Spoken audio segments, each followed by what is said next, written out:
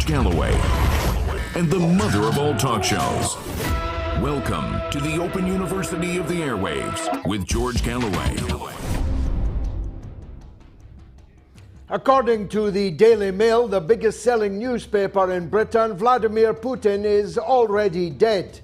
And when you consider all of the grave illnesses that he's been reported to have been suffering this last 90 days, it's a wonder that he actually isn't dead. A miracle that the Russian economy is amongst the best performing economies in the world, and the ruble the best performing currency in the world.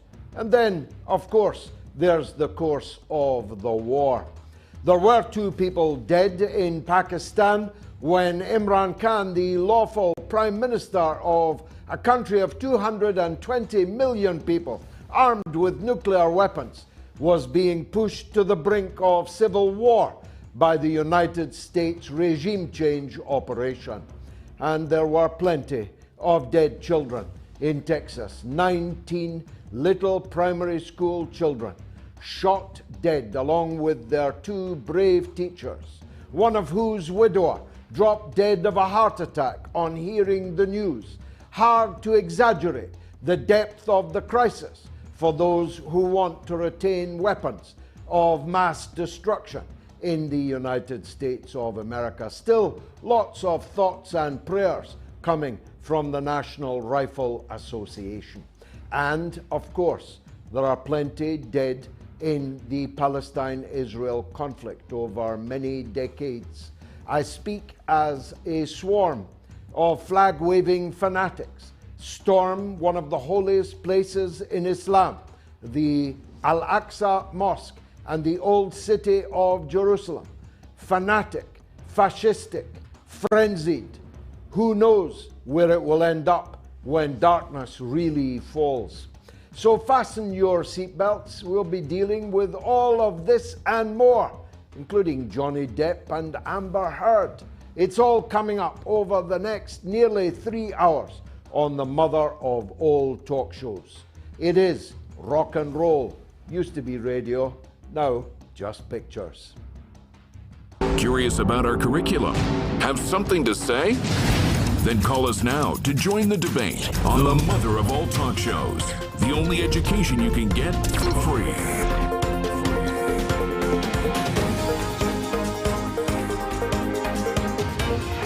George Galloway, the mother of all talk shows. With George Galloway, the world is our classroom, and you're welcome to sit in and join the seminar.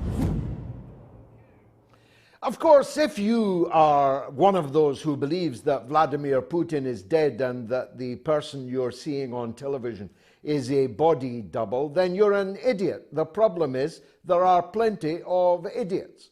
And we've been told over the last 90 days that Putin has brain cancer, that he has stomach cancer, that he's had a stroke, that he has Alzheimer's, that he is senile, that he's grooming his rock and roll daughter to take over.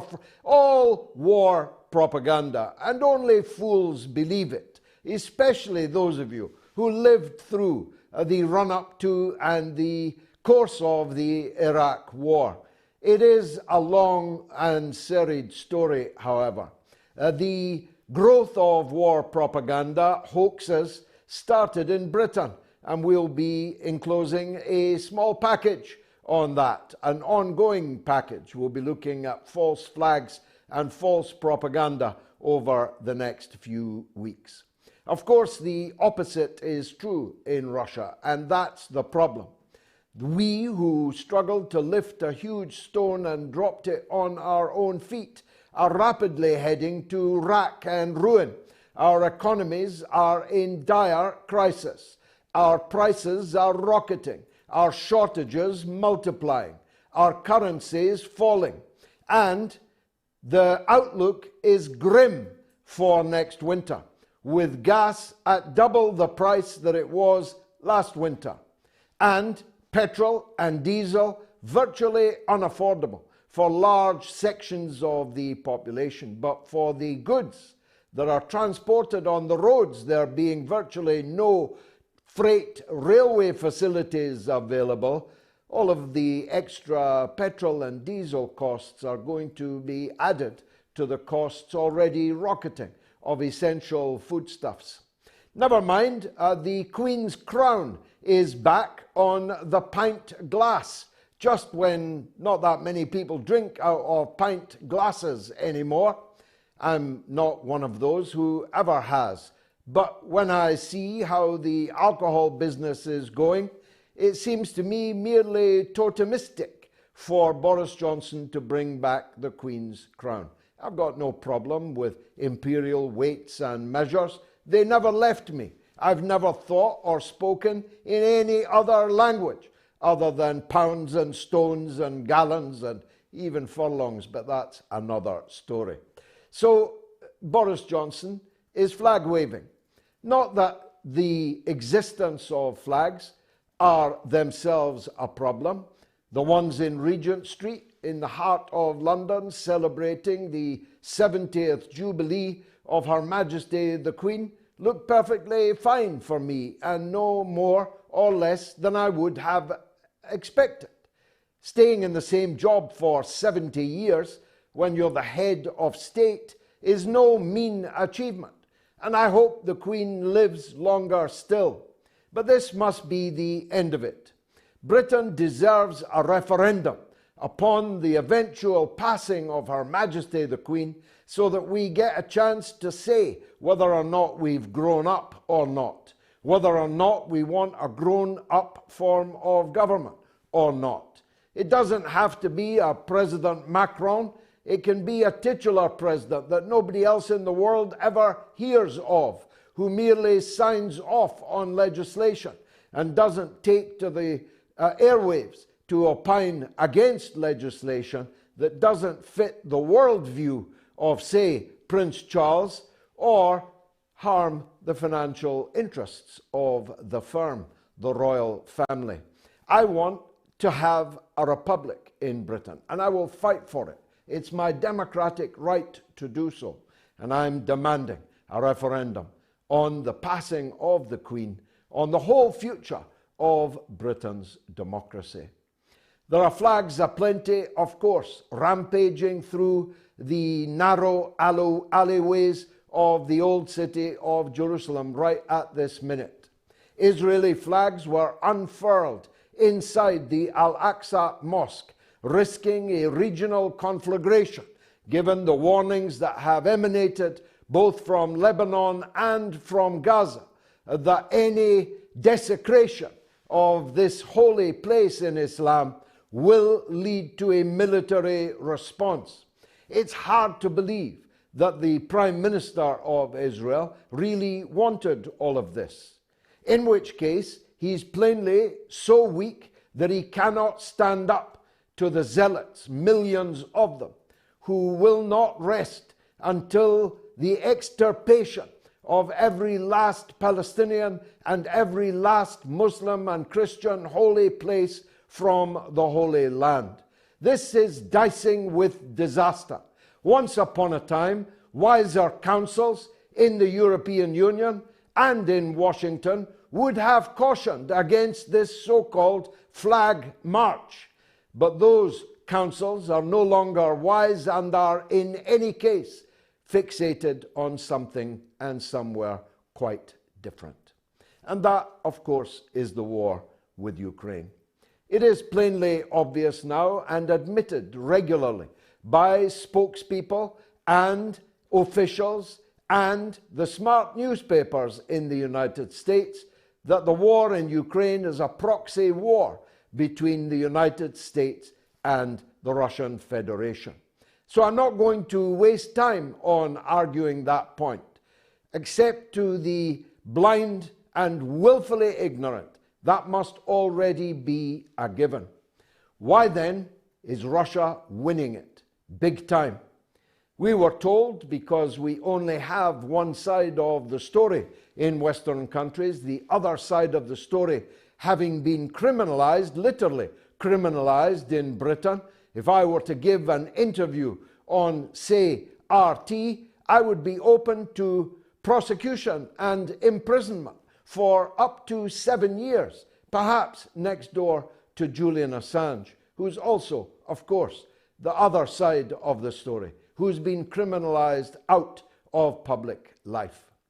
But I see other forms of information.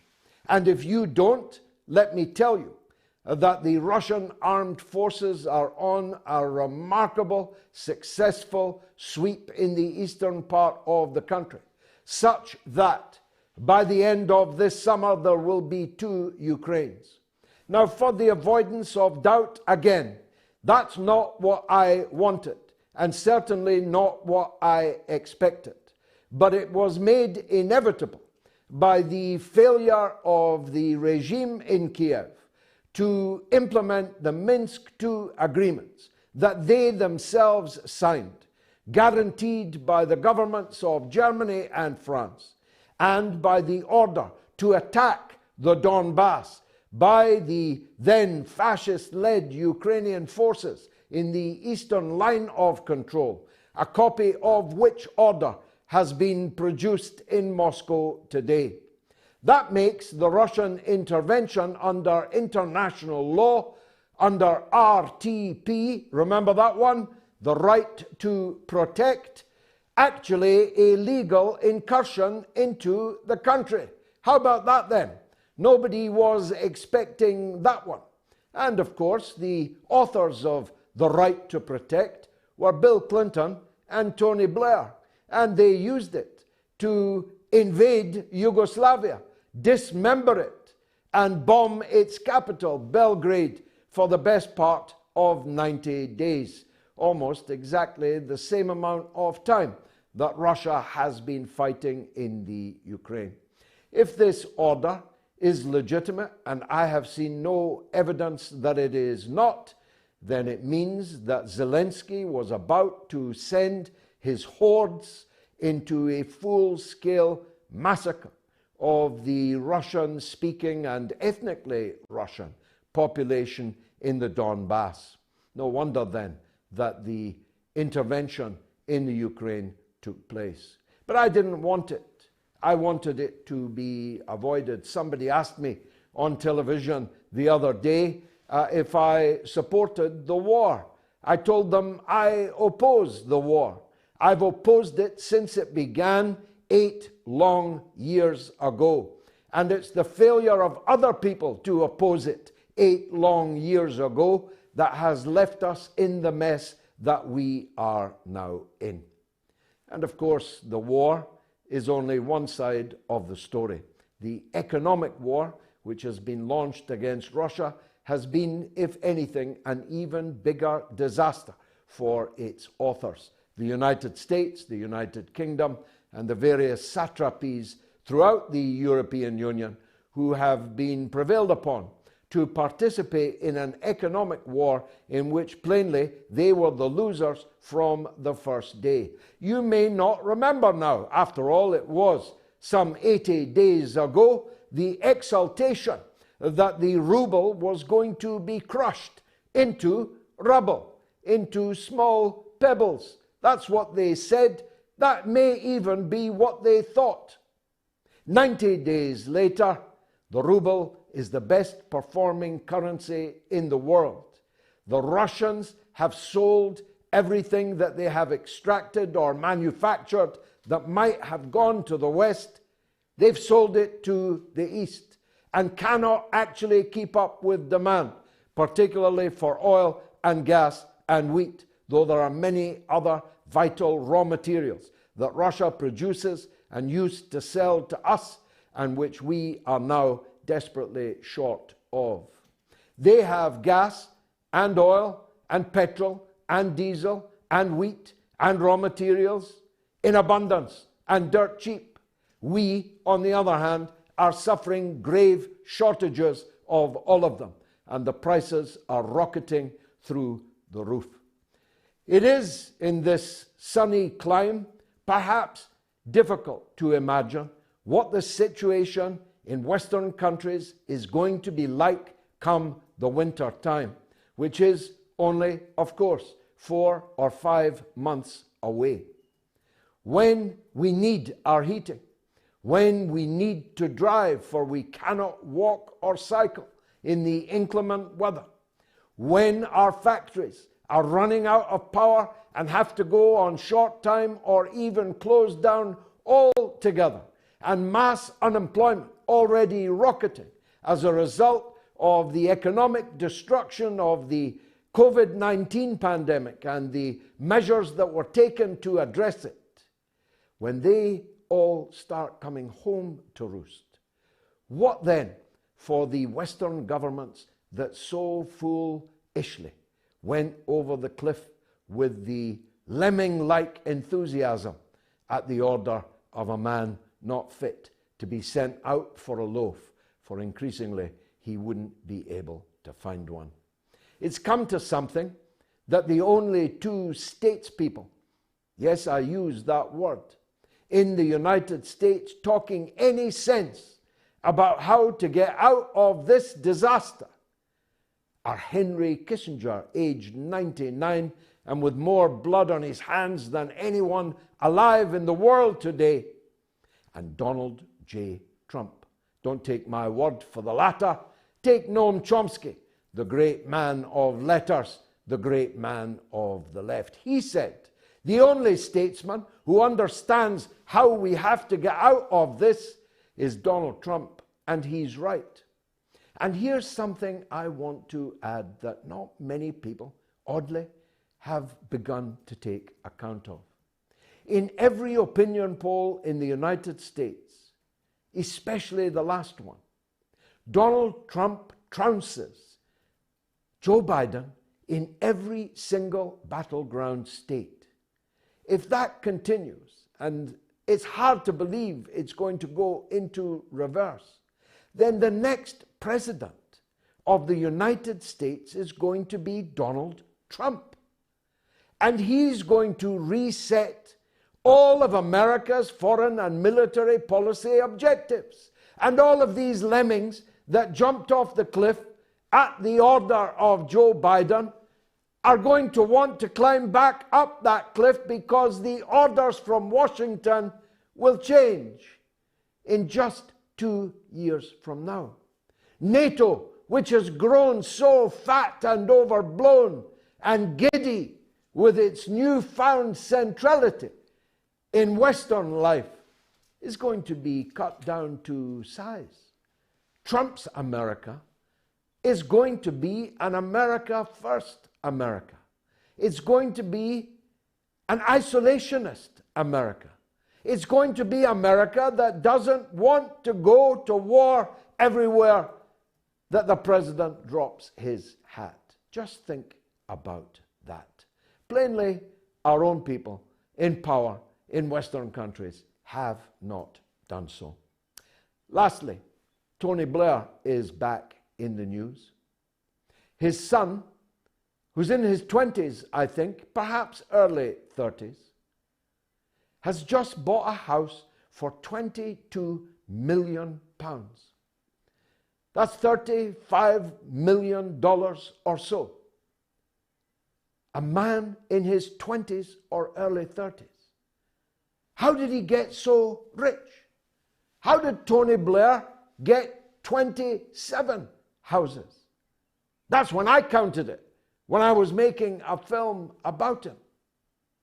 Leaving aside the filthy lucre in which Mr. Blair rolls nightly like a Dorian Gray figure, and it shows, will not save him on the judgment day. Of that I'm certain. But you're about to hear much more of him. He is launching a new Macron-esque centrist political force, just in advance of being given by Her Majesty a knighthood in June in Windsor. He's even bringing Macron to speak at it. Such is his lack of confidence in the block of wood running his former political party, the Labour Party, he wants to start something new in the centre ground, as if Keir Starmer wasn't centrist enough. Keir Starmer, the man who, without qualification, supports the Israel on parade in the old city of Jerusalem this evening, and the Labour friends of apartheid that he is the emblem of. Blair doesn't trust him as a likely winner of any British general election. So President Macron is coming to England. Lock up your mothers. It's all coming up over the next 3 hours because it's the mother of all talk shows.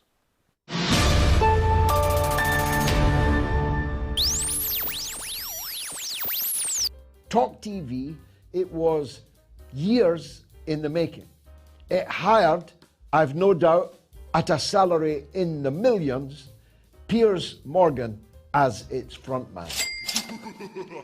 It has completely flopped like all of the sofa politics television in Britain. Far too many of them singing exactly the same song, interviewing exactly the same people, taking exactly the same line on every matter, from domestic to international. The reason that our numbers are exponentially larger than a multi-million pound operation run out of Rupert Murdoch Towers. We are different, but we are free to speak our minds. Nobody tells us what to think or what to say. That goes for me, it goes for my far more interesting guests. Amongst English-speaking people around the world, this show is completely unique. But it's an endangered species. Some people have been incredibly kind and generous, giving far more than we ask for. So if you are, and you know who you are, amongst those who've given really generously, then please take a holiday. Don't keep giving.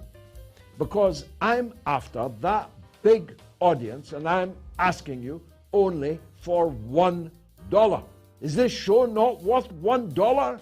You don't have to buy a license fee and get sent to jail if you don't to watch the mother of all talk shows. I'm asking for $1 or £1 if you are in Britain, or €1 if you are in Ireland or elsewhere in the European Union. George Galloway and the mother of all talk shows. Join us at the College of Knowledge, where there are no tuition fees.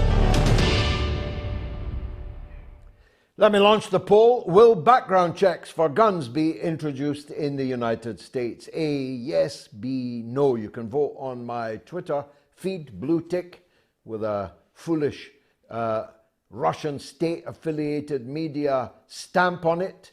I started my court action in Dublin against Twitter to have that removed and seek compensation for the damage that it has done.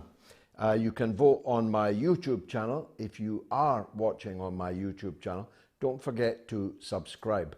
I'm this close to reaching 200,000 subscribers, and I'm unusually determined to get to that level. And on my Telegram channel, t.me/George Galloway, you can vote in the poll on that. Will background checks for guns be introduced in the US?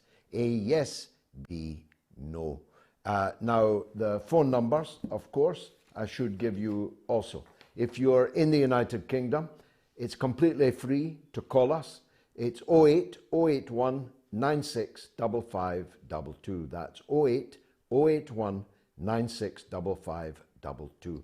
If you're in the United States or Canada, it's also toll free, cost you nothing at all. It's +1 844 944 3344. That's +1 844 944 3344. You can email the show anytime at onair@moats.tv. And don't forget, although the Sunday show is now secure, we hope to bring back the midweek MOATS very shortly. But we can only do it if we can raise the funding for it. Ditto the podcast. So please donate to the show on the super chat function on YouTube. That's the easiest, quickest way to do it. Any amount any denomination, any currency that you like. Just go to the super chat, and your chat, your comment will be prioritized, and I will try to read it out. Now, in a sane America, as I have said many times before, my next guest would be the President of the United States, with Chris Hedges as his Secretary of State. And he'd be phoning me in Downing Street to form a coalition of the willing to come to the rescue of the Palestinians in Jerusalem. It's only a dream. But Richard Wolff is not a dream. He's Professor of Economics, founder of Democracy at Work, host of Economic Update, and author of Understanding Socialism. Professor Wolff, thank you very much for coming back on the mother of all talk shows. It's been a while, but I've been following your output, so I know your perspective on these things, but many in the audience will not. I wonder if I could start by asking you to describe the economic situation in the United States this day. Well, first of all, thank you, George Galloway, for your kind words. I appreciate them, and I share your dreams on that subject, and I look forward to the call to Downing Street if I can get your voice instead of the awful voices that normally answer the phone over there. Exactly. Here's the situation in a nutshell. The United States, as you know, had a dismal failure in responding to COVID-19. We recently crossed 1 million dead Americans from the disease, and countless millions who are still struggling with it. We have a very strong surge of it now. And so our people have gone through a really terrible 2.5 years of that. As if that weren't enough, we had the crash, the economic crash, which people don't remember, although they should, is the second worst collapse of capitalism, second only to the Great Depression of the 1930s. And that took the last 2.5 years. As if that wasn't enough. And to give you just one statistic about the economic crash, more than 1/2 of the American working class, which numbers our worker numbers that the government gives us, it's about 150 to 160 million Americans are in the labor force. Over 80 million, that is over half of them, were unemployed for some period of time between March of 2020 and the end of 2021. Every family was affected, every community, every small business dependent on these workers and their wages has been very badly hurt. And now, over the last 12 months, as if to make a bad situation worse, we have had a very bad inflation. The government numbers, 8.5%. Compared to, for example, the annual rate of increase of wages in this country, on average, 4%, less than half the increase in prices, which means if you're even among the minority of workers who got any increase at all, the increase you got, with very few exceptions, still leaves you with a lower standard of living than you had 6 months or a year ago. And the final thing, the inflation is so bad, lasting so long, far beyond what the Federal Reserve, our central bank, predicted, what it promised. It is devastating an already really badly hurt working class. We are now told that we are in the early months of an attempt to control the inflation by raising interest rates. And please recognize, we are a more indebted country today than at any time in America's history. The government is more in debt, corporations are more in debt, and households are more in debt. All of the burden of that debt is now going to be raised by raising interest rates. Literally, we are an economy that is in disarray, in a kind of disintegration, with policy going herky-jerky this way, that way, and all of it coming down on the mass of the people, as a result of which the tension in our society, the political divisions, literally the shooting of innocent children, all of these things are emerging out of a society that to more and more people seems to be spinning out of control, especially in the economy. Well, Lucas, as someone with American blood in my veins, I hear the pain of that survey you just gave us quite acutely. Many others, though, in the world will be wondering why, with America such a sick man, that the political class does not put as much energy and effort and ingenuity into fixing its own problems at home as it does seeking to cause murder and mayhem across the world. Well, I think the explanation lies in our history pretty much over the last half of a century. We have a much more unequal United States today than we did, for example, at the end of World War II. If you had ranked countries in terms of the gap between the richest and the poorest, we would have been one of the least unequal countries in the 1960s and 70s. European countries would have been worse than we. All of that has been reversed. We have now the dubious distinction of being the most unequal among the advanced industrial countries. And it's gotten worse and worse. And one consequence has been that politics has become literally the plaything of the tiny 1%, 2%, 3% at the very top. They have the time, they have the money to buy the political process, to buy the media, without which our politics does not work, to sustain the army of lobbyists who do most of the actual writing of legislation and the pressuring. The result is that for the mass of people, literally day by day, year by year, the political apparatus is more and more distant. There's a joke going around that the only thing more distant and beyond our reach than the American dream has become is the American political scene. That's even further gone. What I'm trying to get across is our politicians have learned that they have to do what the money tells them to do, or else the money will go to their adversary, they will be out, and the money person will be in. And so they say, and some of them have said it to me personally, I might as well do what the money wants, because if I don't, they'll get someone else who will, and that won't make anybody else better off. I'm still having at least a few ideas about what the mass of people want.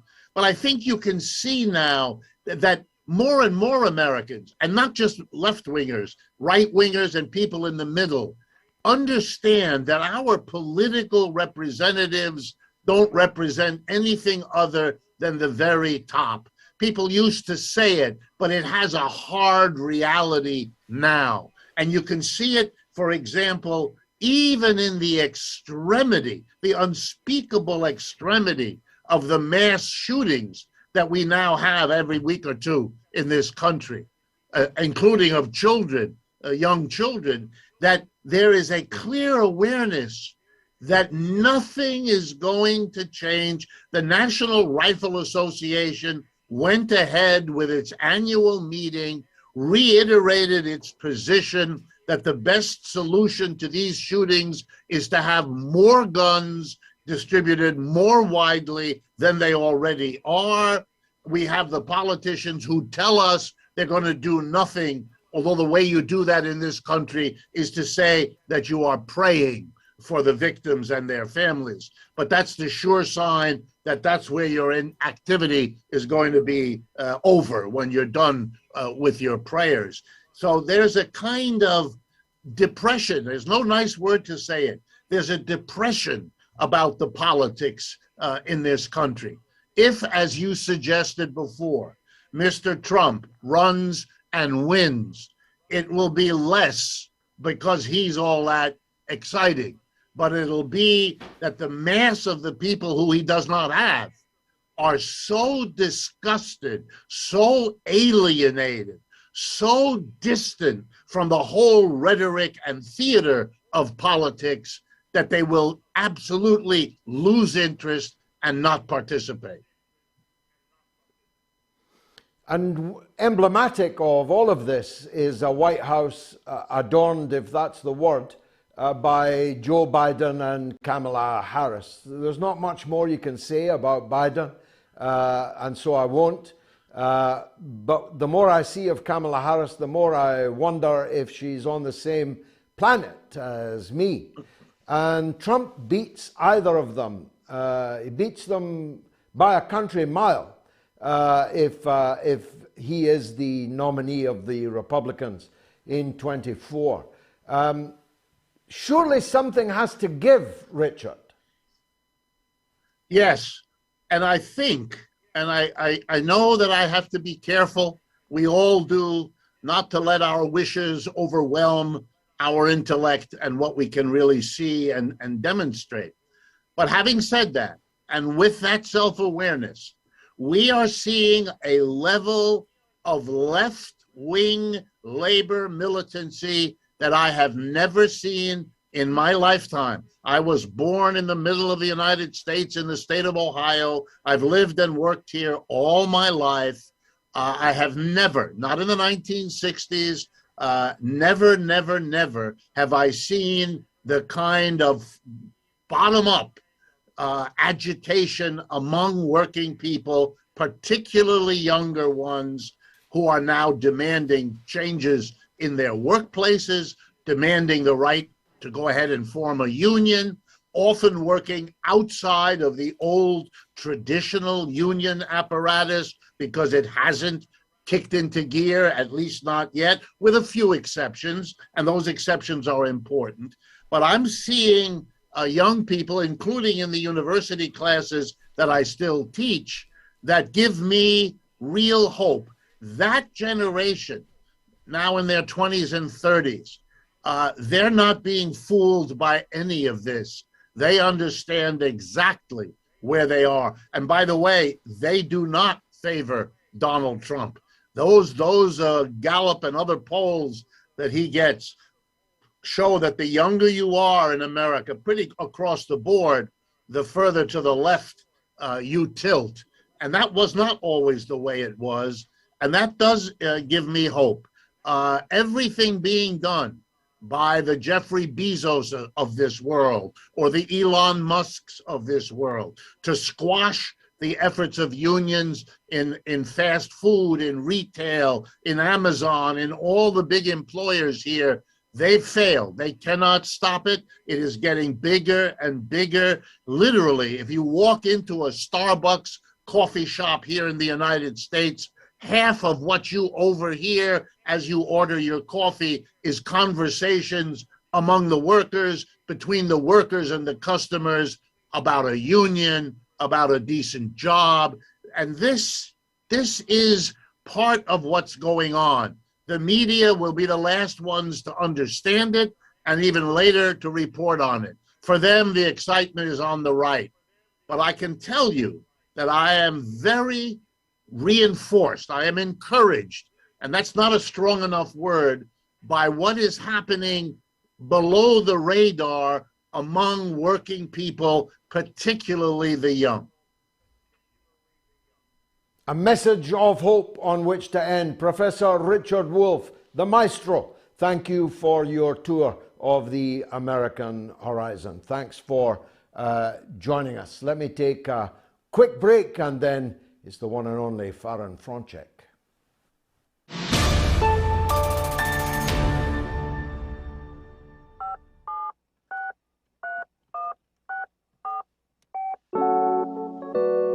Tom says after independence we could choose the government we want.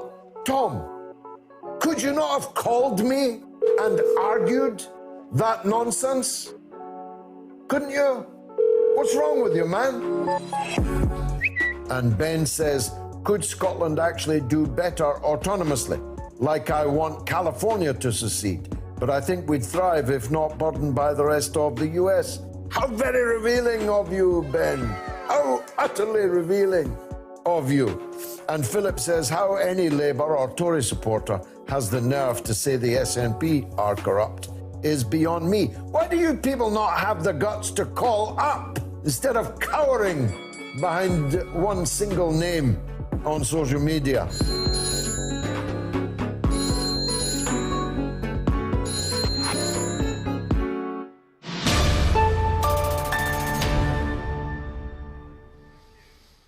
Great kindness from some on that super chat thing I talked about earlier. Based Tanky, great name, $5.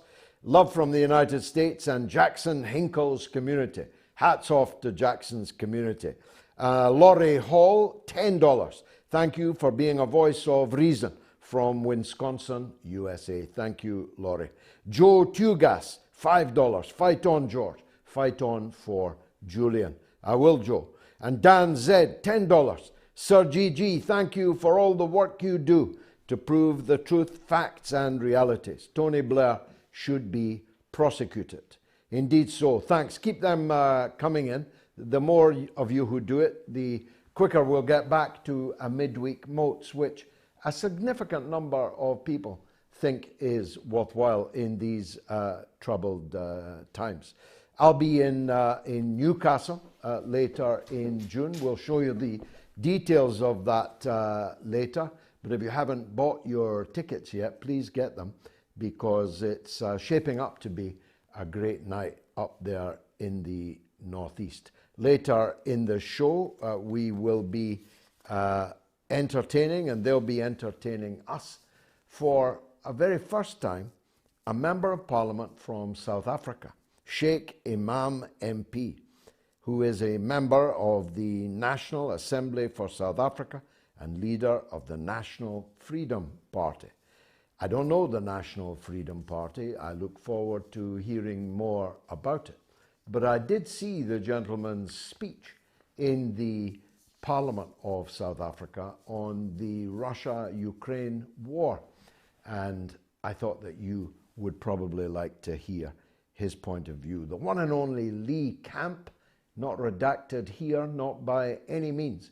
A man who's been hunted from pillar to post by the big tech monopolies, but who still keeps on making us laugh and making us think. He'll be up in the show also. And then the one and only James Giles. You'll recall him as my sometimes stand-in. It's not often I don't turn up for work, but when I don't, I know that James Giles is capable of stepping into the breach. He's a teenage protege, at least when I met him, but he's now Britain's youngest councillor. I think he's the youngest. We'll discover that when he comes on. So he's now an elected official. Whether that's made him any more, I don't know, less than loquacious, I doubt, but we will see. Now, Rumama Daoud says, I wish George didn't praise Trump so much. Praise him? When did I praise him? I quoted Noam Chomsky about him. He is, in fact, a man who's talking sense about the need to get out of the war between Russia and Ukraine and NATO. What do you want me to say, that he isn't? Or that Joe Biden is? Have we got Farron?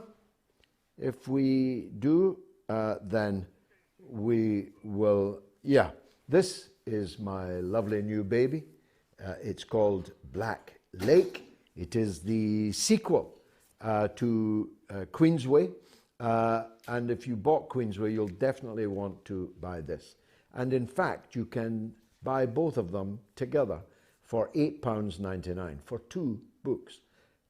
Part 2 and part 1 of was going to be a trilogy, but I'm enjoying writing it so much, I think it might go on and on. There's part one now.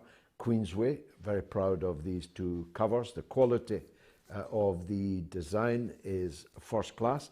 For those who don't know, it presupposes that Hitler did manage to cross the Channel, did manage to conquer some of our country. And some of our countrymen and women were collaborators, but others formed the resistance. And that resistance fought the Nazi occupier tooth and nail. It's counterfactual history, but some of it very nearly came through.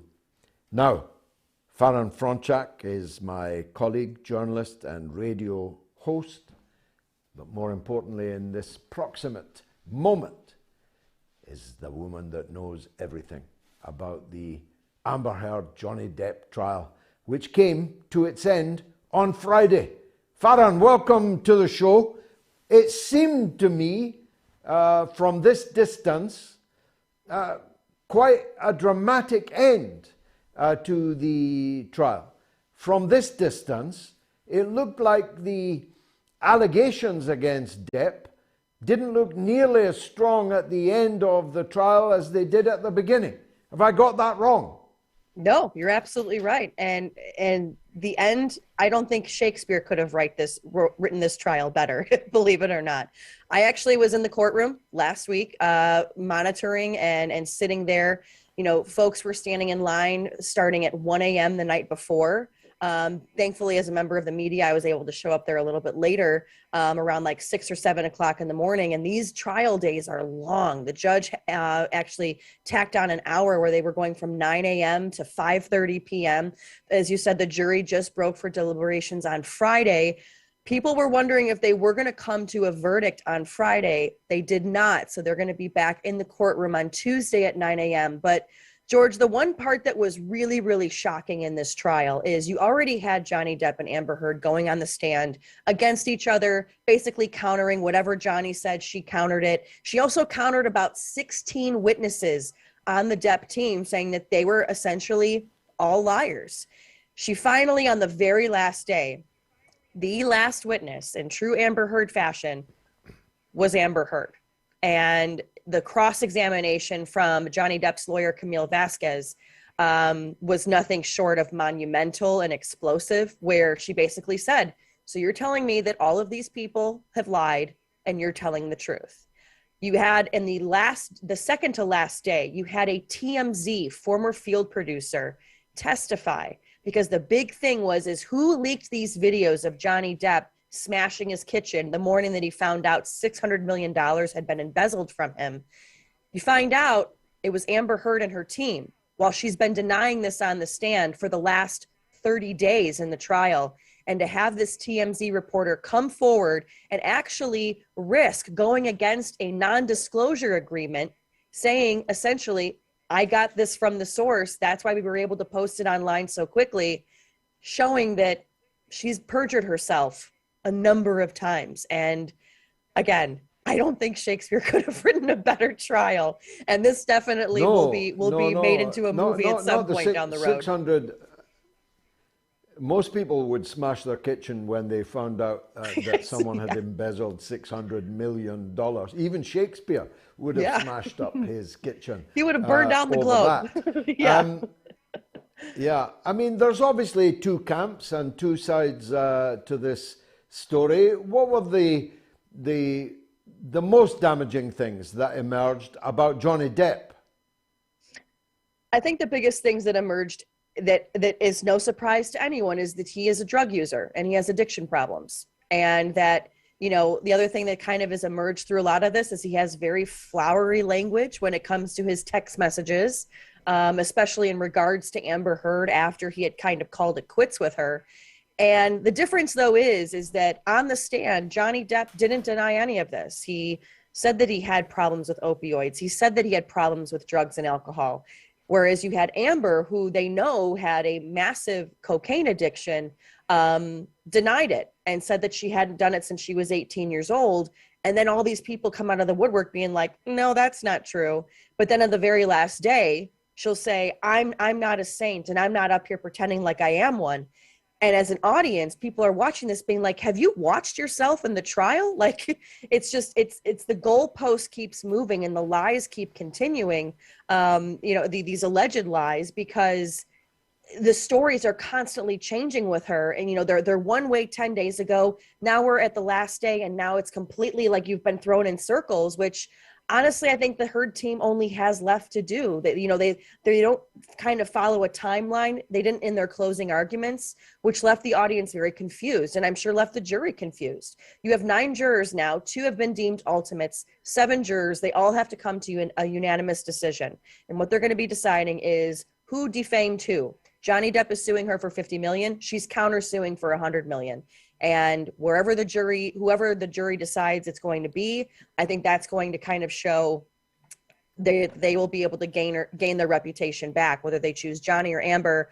I think, though, George, it's going to go in the favor of Johnny Depp.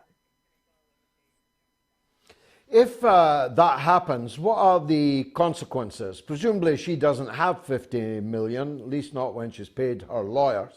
And that presumably would be curtains for her acting career. Would the corollary also be true, that if Depp were to win, that we'd see him back on board sailing the Caribbean? One of the things he did say is that he does not want to go back to the Pirates franchise. He said that he wouldn't even go back for 300 million and 300 alpacas, which is why, if you've been watching the trial and on Twitter, they've had alpacas outside the courthouse every day dressed as pirates. I kid you not. I mean, this is truly a spectacle. And being at the Fairfax County Courthouse myself, I mean, I was like, okay, this might be exaggerated. And then you're there and you're like, no, these people are doing this. But he said that he does not want to be back in the franchise. They're talking about Margot Robbie, not replacing him, but bringing a new character into the Pirates franchise. But you're right. If she does lose, she's not going to be able to pay that $50 million. And honestly, I don't think Johnny Depp cares at this point, because he's spent millions of dollars on this trial to begin with. This has been going on this is 6 years in the making, and actually ended, George, it ended Friday, the 27th, not only his daughter Lily Rose's birthday, but it ended on the anniversary that she filed a temporary restraining order where she walked to the courthouse in downtown LA with a bruise on her face. And then the next day was appearing in the streets of LA with nothing on her face. So it was kind of fitting and ironic that it ended on that day. But if he wins, his next movie is a blockbuster, hands down. For her, it's going to be very hard to get work. But even if she can't pay, they'll find some way for her to pay. But I don't think at this point with Johnny, it's about the money. It's about his name and his reputation. Now, speaking of bruises, Kate Moss came to his defense. That must have been big news. Yeah. So how that all came about is Amber the first time she was on the stand, she was talking in regards to a moment that her and Johnny Depp had on the set of stairs in their penthouse with her sister, Whitney Heard, or now Whitney Enriquez. And she said that she punched Johnny in defense of her sister because she thought he was going to throw her down the stairs. And in this narrative that she was telling, she said, all I could think of was Kate Moss, Kate Moss. If you see video, you see his lawyer, Ben Shue, kind of turn around and do like a yes. And the reason why is they couldn't bring Kate Moss as a witness unless she mentioned that incident. So the reason why he's doing that is the minute she mentioned her name, Kate Moss came in. Now, we thought that Kate Moss was going to be by video deposition, meaning this was done prior. She came on live via Zoom. Her testimony was maybe 3 minutes. They asked her strictly of what happened on the stairs. She said, we were in Jamaica. It was a rainstorm. I was walking behind Johnny. I slipped, landed on my back. He carried me into the bedroom and took care of me the rest of the evening. So it went from what Amber Heard tried to narrate as this insane, crazy live or die moment with Kate Moss. She showed it as this romantic man who helped her in her time of need. 2 very different stories, which left, again, I'm sure the jurors stunned, but the audience was just as stunned, especially when they realized she was on live, not a previous deposition. Now, lastly, you've solved a dilemma for me. I kept seeing the name Camille Vasquez trending and had no idea who Camille Vasquez was. Now I learn I presume it's a he. No, it's a female. It's a female. Is Depp's lead law. Oh, it's a female. Camille is a female lawyer. I once met Johnny Cochran, who was the counsel for O.J. Simpson, you'll recall. And I had followed that trial. And I went up to him in the Groucho Club in London and commended him for a legal performance, the likes of which I had never seen. Is this Camille Vasquez performance in that league? You know, it's interesting because you also had Rob Kardashian, who was also on the OJ team, and Robert Shapiro. They also were very notable. But again, Johnny Cochran, I think, has "if the glove don't fit, you must acquit" line, which made him, celebrity famous. Yeah. It was so funny, George. When we left the courthouse, Johnny Depp and Amber, they go out the back end of the courthouse. His lawyers go out the front end. Everyone was out there cheering with signs, trying to take pictures with them. And I was with a colleague of mine who's a lawyer. We were covering it together. And he's like, I haven't seen lawyers get this famous before. And I was like, oh, remember Johnny Cochran? And I was like, this trial is our generation's OJ trial. And it's, I think now, mind you, that was more of a murder case with OJ Simpson, but this, I think the reason why people are so attached to it is A, they just want a distraction from all the war, death, and destruction going on in Europe. But two, I think what this is and I was thinking about it, whereas, it's the Me Too movement. No, I think it's bigger. I think people see so many times justice never comes to those who lie, who cheat, who steal, who try to set people up.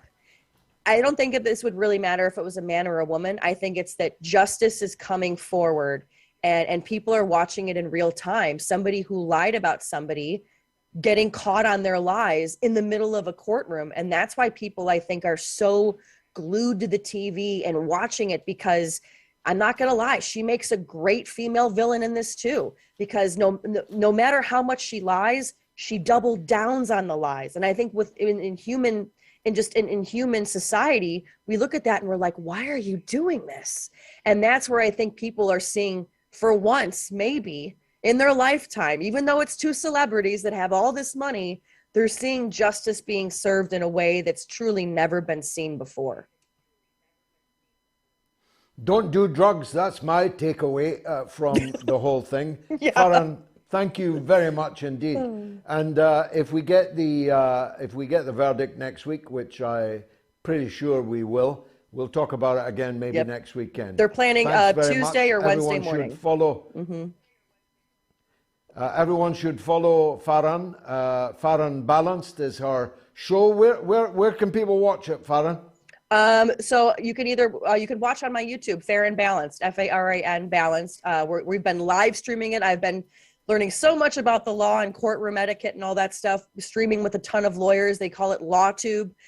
So we've been on the case since its inception, and it's been a wild ride. And the fact that it's coming to an end, we don't know what we're going to do after this. At least I'm going to go back to regular journalism, but this trial has been a lot of fun to cover. We should see if Camille will represent us in a class action on one or two things. You know what I mean. Farhan Fronchek, thank you very much indeed for joining us. Again, I urge you to donate on the Super Chat plug. Donate any amount in any currency. Click Super Chat on the YouTube feed. Thanks so much if you've donated so far.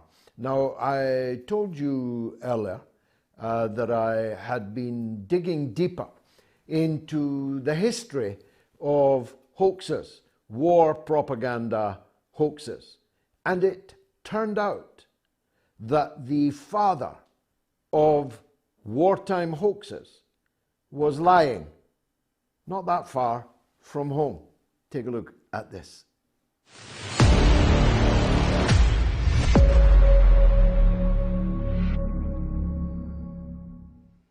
So there lied Sir John Charteris. He may lie in a rural hamlet called Tinald in Dumfriesshire in his grave, but his lie lived on for the best part of 100 years. Indeed, it was reprised in the run-up to, during, and even long after the Iraq War, when it was claimed that Saddam Hussein had exactly the same kind of human rendering equipment.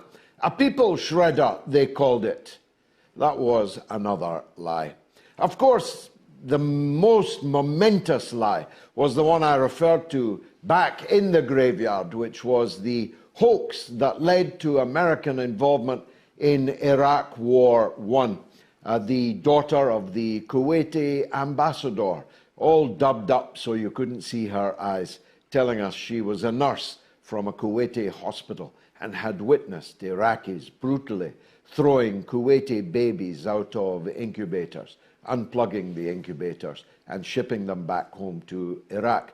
Even just 20, 30 years later, it seems almost impossible to believe that people believed that, but they did. I'm here to tell you. But war hoax propaganda has continued right up till this present day. Snake Island, Russian warship, go F yourself, the ghost of Kiev, the staged massacre of Bucha, the Russian attack by a missile on a railway station, which turned out to be a Ukrainian missile fired at that railway station, or at least hitting that railway station, even if by mistake. The old Kiev woman that poisoned 9 Russian officers by offering them pastries, which promptly killed them. All these war hoaxes we should have become used to. Believe nothing until it's been officially denied, and treat the output of the state you're in with all the respect it deserves, which is, of course, pretty close to zero. I'm one of those that believes that the Iraq War marked a turning point in Western society, but also across the world. People concluded that they would not fall for those lies again. Don't get fooled again. The old refrain from The Who began seriously to matter. That's not to say that there are not still people falling for war propaganda. Of course, millions do. But more people today don't than have ever in the course of human history. Our state has lost its credibility, and like virginity, you can't lose it twice. Once you've lost it, it's lost for good. I'll be back with a false flag report next week. There's some tasty false flags too, I can assure you.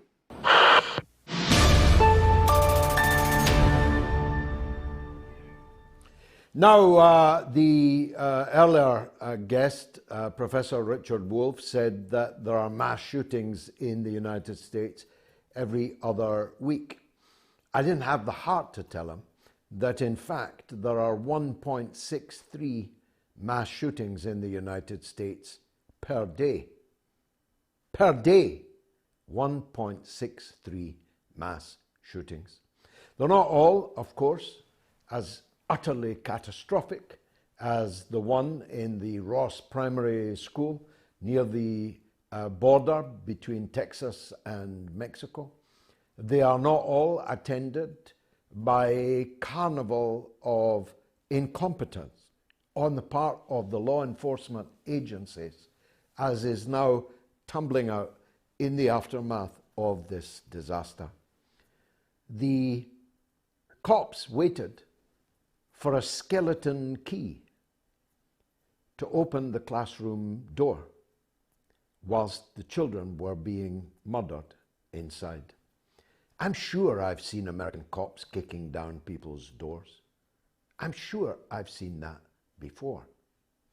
They stood waiting for agonizing minute after minute after minute, waiting for the FBI to arrive in this rather remote place, rather than deal with the matter themselves. Apparently, there was a security guard with a gun who did fire a shot which bounced off the body armor that an 18-year-old was permitted perfectly legally to buy. Body armor and assault rifles, 2 of them, costing with ammunition more than $3,000.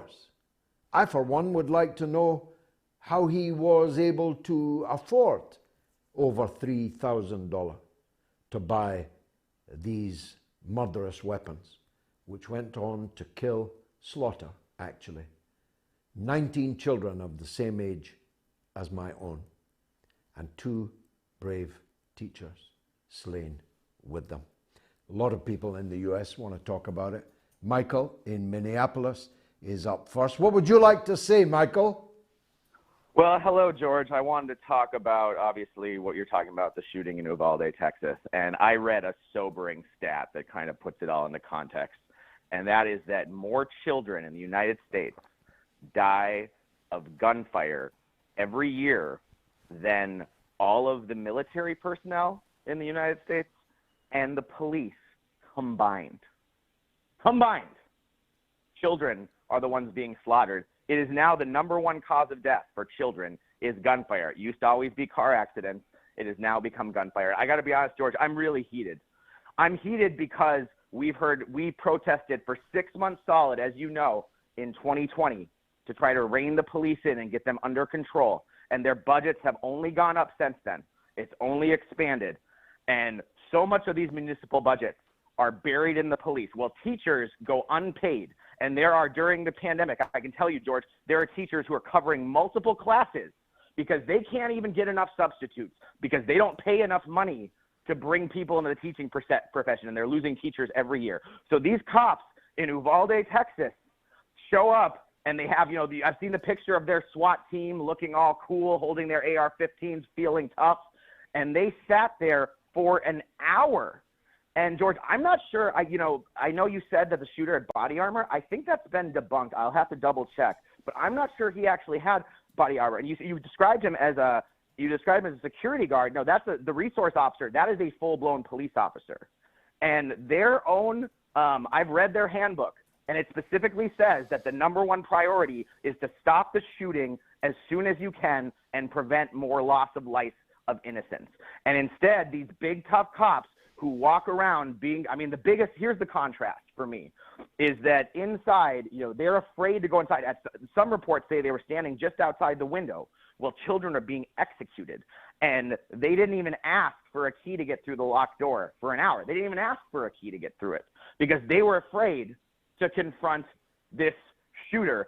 All the while, kids are being massacred on the inside, and then on the outside, parents who want to rush in and help their children are being tasered, are being brought into custody, are being cursed out by the police and told they have no right to go in and try to save their children, and that the police refuse to do so either. I mean, if they're so afraid to confront a man with an AR-15, then maybe people shouldn't have AR-15s if they're that dangerous. And there's something that's changed in my lifetime, George. I remember when I was a little kid, they used to talk about the police in the context of, protect and serve the public. And now I know people who are police officers, and they say my #1 job is to get home to my family at night. It's like, no, your #1 job is to protect the public.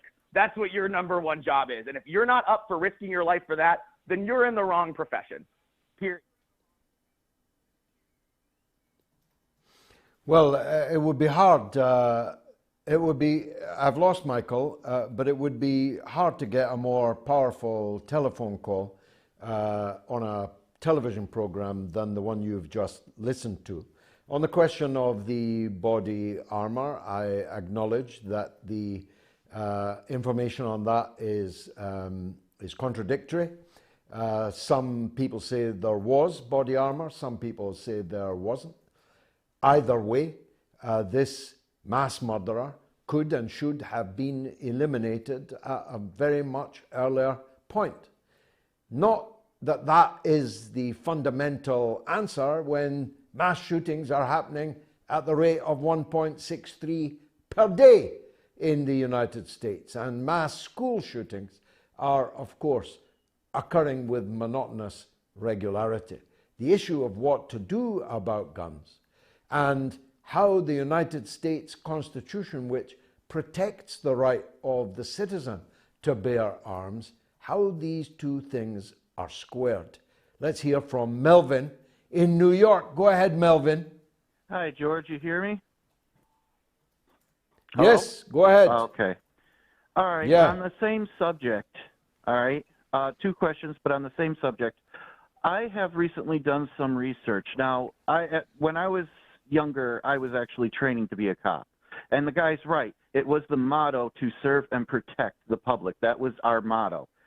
However, apparently in 2005, they changed the bill, and it went to the state Supreme Court, and I looked this up. You could Google this, okay? That apparently it is no longer the job of an officer to protect civilian lives. It's actually stated. I actually posted it to your Telegram. So if you are no longer allowed to, or if you are no longer obligated as an officer to actually do that, then why do we have cops in the first place? What are we paying taxes for to them? I completely agree with this 100%. The second thing, which is a question, and your people said I should still ask you, even though I confirmed it with them. Apparently, just so you know, you have people on Telegram saying that they're you and messaging people. I know this because I've had two people with an account saying that it's you messaging me, just so you are aware of that. Yeah, on that latter point, I several times, every single day, send a message from me to everyone saying, I do not send direct messages. I will never direct message you. So anyone who claims to be me who's direct messaging you on Telegram is a fraud. I don't know quite what I can do. I've complained to Telegram multiple times. I think we've even got a pinned message on the masthead of our Telegram account. I do not send direct messages. So if you get one, it wasn't from me. Melvin, the much bigger point that you made is something that was echoed by Michael in Minneapolis, that the performance of law enforcement in the United States, always controversial, going back throughout my whole lifetime, has now become not controversial, but almost laughable, if it were not so tragic. It is risible that armed police officers stood outside a schoolroom whilst children were being murdered inside. It is beyond belief, it's beyond parody. And that they then had to belatedly ask for a skeleton key to get in the door, when they could have shot in the door, they could have smashed down the door. They heard gunfire inside the classroom. They might have been able to save the lives of these children. But we're still not getting to the big enchilada, which is, what do we do about a country which has constitutionally enshrined the right of its citizens to bear arms as a defense against government tyranny? You see, the United States was born a revolutionary country. It came to power through armed revolution. It knew very well to its cost what tyrannical government, in this case from London, looked and felt like, and was determined to guarantee to its citizens that they would at least be able to defend themselves. Now, that right to bear arms is sacred to millions of Americans who have lots of money and lots of guns and lots of political power. To paraphrase a now dead actor of the third rate, from my cold dead hand will you take my weapon. And the reality is, it's not going to happen in the US. They're not going to allow the state to disarm them. A new civil war would erupt if the state tried to do so. So, practical, not solutions, but practical reasons why the whole system of entry and exit from schools and the safety of the children in the schools is going to have to be the nuts and bolts, the ABC of this debate, unless anyone's going to say that the American people are going to disarm themselves. Last word from you, Melvin. Have I got that right? You pretty much got that right, but I'd like to also add two things to that. One, like I said, I had training in my past, and all police officers have an automatic skeleton key in their trunk, or at least it used to be that way, which was a 12-gauge shotgun, which will open any lock, or almost every lock. Certain safes or something, no. So yes, they could have easily gone in there and not waited for the FBI. Second of all, I will also add this. As far as them being afraid of a 5.56, literally a varmint gun, a lot of people call it a assault rifle. That's only because of how it looks. It's literally a varmint gun. I can get the same model, same type of weapon in a wooden stock, semi-automatic firearm that is designed to literally shoot rabbits and deer, you know? So it's all the same with that. Our politicians don't know the difference between things, and they make things a little more scarier, which is why a lot of the kids these days, because they want the gun that looks like the military gun, even though it really isn't, which is the AR-15, they seem to go for that. And because it is so pronounced is why people grab that, which is actually, in a way, I hate to say it, but is actually a lucky thing, because the M1 Garand would be more devastating, or a 12-gauge. So for that, I'm kind of thankful. But at the same time, it's the politicized thing. You have people on Facebook and all over, and they're showing these weapons. And that is why people grab this. Personally, I wish they wouldn't grab any at all to do these things. But that is exactly why. Not because it does any more damage. Melvin, thanks for your wisdom. Attila is in California. Let's hear from him. What would you like to say, Attila?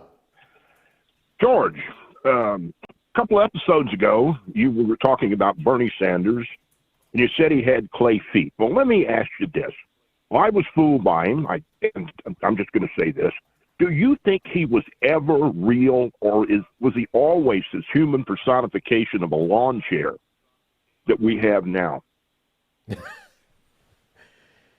I don't know. He fooled me for a time, Attila.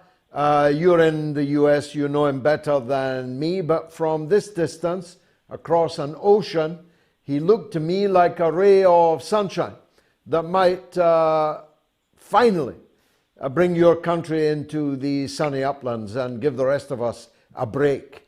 Whether he was always a varmint, always a blancmange, always a spineless amoeba, I don't know, but he sure is now.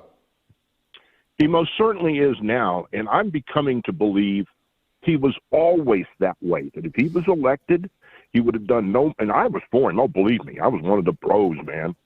I sent him $25. By the way, I sent you money too, but yeah, I hate to admit it, I got to up it to Thank you. you. Because, no, I got to up it to you because I'm sending him $10 more than you. But at any rate, he just does. He looks. That's my question. So I think that you answered me. I don't think he was ever real, and now he damn sure ain't real. And thank you for having me on. And well, this is no. You're a gentleman. Thank you so much indeed, and for the donation too. I think this is the problem that was being alluded to by Professor Wolf, that there's no Bobby Kennedy in this picture. There's no Martin Luther King. There's no Malcolm X. There's no champions coming up the outside lane that one can spot and say, let's get behind them. Let's see if we can make the choice better than a choice between Joe Biden and Donald Trump. There must be, right, a better choice available in a country of 350 million people. But here's the thing, George. Anybody that's better than that, like Professor Wolf, has got enough sense not to run. I mean, Lord have mercy. I love the Wolfman. Yeah, he doesn't run. He's smart. Yeah, the Wolfman is the real. He's the real deal. He's the real deal.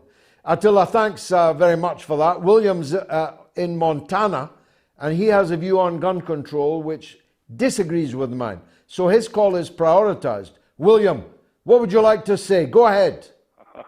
I was making an ass out of myself and assuming I thought you would be strongly for any kind of draconian gun control here. But before I say, I'm glad that I talked to you before, and I'm glad to see you up, vim and vigor, and sounding good and looking good. And I'll say that first because the world needs you, man. Thanks, brother. I'm not a pacifist or a liberal. If I had guns in the United States, I sure wouldn't let them take them away from me, because I know that would leave a lot of guns in the hands of people that would quite like to harm me. So it's a fool's errand to seek to disarm the United States. Am I right? These guys won't follow any rules we put down, and there's always already something like 400 million guns in this country. You're not going to collect them all. You don't have any kind of firearm, George, at all? Well, I might do, but I'd rather not say. Okay, I was just wondering because you're there alone in the home sometime at night with the wife, the kids, and there's some bump in the night, and you feel better with everybody huddled behind a bunch of furniture, and you're there with a bead on the door. You know what I mean? And that's what a lot of people gun sales are through the roof here. Yes, they're through the roof because of that. Most people aren't buying AR-15s. And that guy before took a lot of the point I was going to make. They just look a certain way. They don't function a different way than a lot of others. But people are buying for self-defense. They don't trust law enforcement. They don't really trust the government. And they're kind of scared of their neighbors. So it's a bad time for people to be charging out with a campaign slogan about more gun control. I don't think it's really going to fly that well with the real the majority, because when you break it all down, everything that they line up that they want to do is either not going to do any good or would cause a civil war if they tried to do it. So surely we can have background checks on people though, William.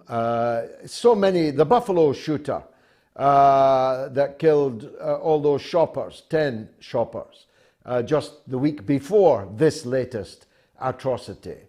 He made no secret of the kind of person he was. He wrote it on the proverbial subway walls. He wrote it on Facebook and on social media of all kinds. He was clearly an atrocity waiting to happen, and yet he was able legally to acquire guns. Surely people who are mentally deranged, unhinged, should not, without a background check, be able to pick up an assault rifle. These guys didn't have background checks? I don't know. I haven't followed it. No, there's no background checks. No background checks. No background checks in Texas, no. I'm in Montana, which you'd think would be pretty wild and woolly. But you have a background check here. I mean, they run you through the system here. And I don't know, maybe Texas is... I thought Texas was actually a little more strict than we are here, but I'm not sure about that. But perhaps originally, but quite recently, they junked background checks and moved to open carry. Oh. You can openly carry your weapon around in Texas. Let me make one point about that, about the mental thing that's a problem that sticks out a little bit. I think we'd all agree that if somebody's kind of a nutter, as you call them, and it's seen, that there should be some way to restrict that sale and all this other stuff. But, sir, this is why the gun people kind of stiffen their backs. Because let's say that you had a whole bunch of things bad in your life that happened all at once. You have super anxiety. You go see a counselor. He puts you on an anxiety med for 6 months or something. And there it is on your record. And they say, well, this guy's got a history of mental illness, so we're denying his right. And that's what the gun people see. They see things like that. It's like the liability insurance. They see anything that's going to cost, and then that cost being able to be raised all the time to price them out of ownership. They see that too. Really looking to the camel's nose under the tent. They used to say, don't let the camel's nose under the tent. So, but you have the right idea. That's a good one. Haven't heard that one. Going to disarm us here. I haven't heard that one before. William, thanks. Camels' noses in Montana. Who would have thunk it? Will background checks for guns be introduced in the US? That was our poll. Only 20% of you say yes on Twitter. 80% of you say no. On YouTube, 32% say yes. 68% say no. And on Telegram, 27% say yes. And 73% say no. You can still vote. The poll is still running. But I need a very quick break. 60 seconds. Count them. You have to remember back in 2002, 2003, there was a wish by George Bush for regime change. That's what was driving him. Nothing to do with weapons of mass destruction, which of course didn't exist in Iraq. So they had to construct some sort of formula, some sort of cover story in order to persuade the British public that intervention in Iraq was right. Now, David Kelly, as an expert in weapons of mass destruction, knew that this was untrue.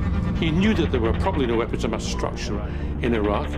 That was a guy that could have brought down the whole system. I reckon you're chaff. You've been thrown up to divert our probing. The Foreign Affairs Select Committee, that parliamentarian briefing, I think that was an indignity to him. We saw it on the news, and my very first thought was shock. Oh my God, this man is in the eye of the media hurricane. He should be protected by that at least. You've got that on your hands, Prime Minister. Are you going to resign over this? I don't know the details of how Lord Hutton happened to be selected, but what was certainly the case is that he was the right kind of judge to use from the point of view of Downing Street and the intelligence services as well. Of the 21 days of hearing, only one half of one day was spent on discussing the forensic aspects. That is disgusting. We were given the Hutton report the day before. It was published. But actually what happened was he went too far. The events of 2003 were disgraceful ones in this country's history, and it's unfinished business. Those responsible for an illegal war, those responsible for the death of David Kelly, have not been brought to justice. There's been no inquest into David Kelly's death. There needs to be one. We need to make sure that those who behaved in a reprehensible way in 2003 are finally brought to book.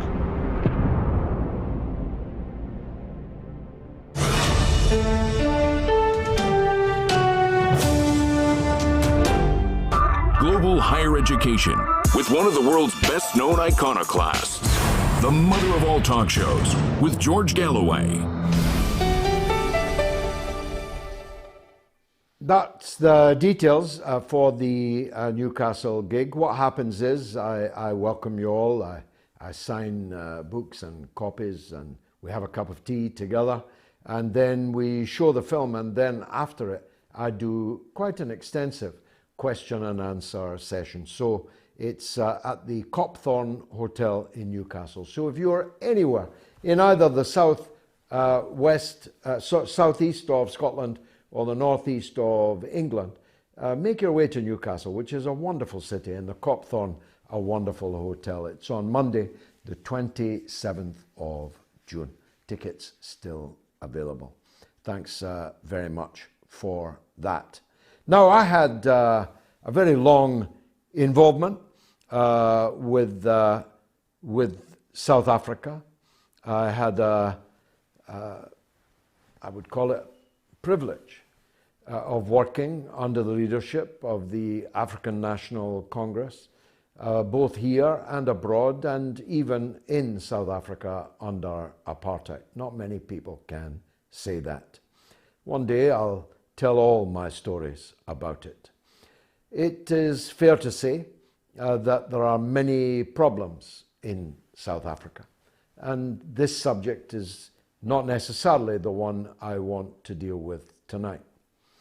But in all the decades that I fought for the liberation of South Africa, the relationship between the liberation movement and Russia, Moscow, the then Soviet Union, literally could not have been closer. Every weapon, every bullet, every blanket, every medical facility, every trainer, every rest and recuperation period, every facility that was extended to the fighters against apartheid came from Russia and its allies. And it came as something of a surprise, to me at least, that the attitude of the African National Congress government was strangely muted when it came to the NATO proxy war being waged against Russia. It's not that South Africa under the ANC joined the sanctions or anything like that. They didn't. But they were scarcely enthusiastically defending or protecting the interests of a country that had done everything, literally everything, to ensure their success. And then I saw a member of parliament on the screen. I had never seen him before, and it turns out he's not even in the African National Congress. He's the leader of the National Freedom Party. His name is Sheikh Imam. And so I asked if he'd come on the show, and he kindly agreed. Your Excellency, thank you for joining us. I saw you give a barnstorming parliamentary performance, trying to lay out the true facts of the Ukraine story. You seem to be getting barracked by one or two of your parliamentary colleagues, but you didn't let that put you off, as I wouldn't have myself. I can say it looked like one of my parliamentary speeches, and I fell in love with you right away and wanted to see you on the show. Tell us what it was you were saying in the Parliament and why some people didn't seem to like it. Well, first of all, very good evening to you from a beautiful but cold Cape Town, South Africa. Allow me, first of all, to thank you for your role in the liberation of the people of this country. Yes, indeed, you know, everything in the world revolves around politicians. Politicians use an opportunity to garner support, to become popular, and I think this was no different. And I must agree with you that it is indeed disappointing that the role that the Russian Republic and then, of course, the Soviet Union that played in the liberation of us South Africans and the ANC could only go on the mute. I must agree with you. Very little comments were coming, or they decided to take a neutral stance, and I felt it was not enough. Now, you must also agree with me that politicians, political parties, and governments all over the world are to some extent either funded or they are controlled by these superpowers or heroes, as they call themselves. And so South Africa is no different. in our politics as well. And that's why I've highlighted the issue of, if you talk about Palestine and many other countries, but if we talk about the issue of what's going on in the Russia-Ukraine one, all we were getting, and again I want to say that the media, the mainstream media worldwide, tells you what they want you to hear. And with the research that I did, I felt, no, I think it is only fair that we get the people to get a better understanding of what is actually going on in the Russian-Ukraine war. And that's why I chose to do what I did. And of course, there was opposition from some political parties. There's no doubt about it. I was expecting that.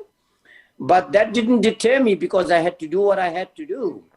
And, and not just only on the issue of the Russian-Ukrainian, like I've alluded to earlier on, but on many issues, we will not agree because, of course, we lack independence, we lack objectivity.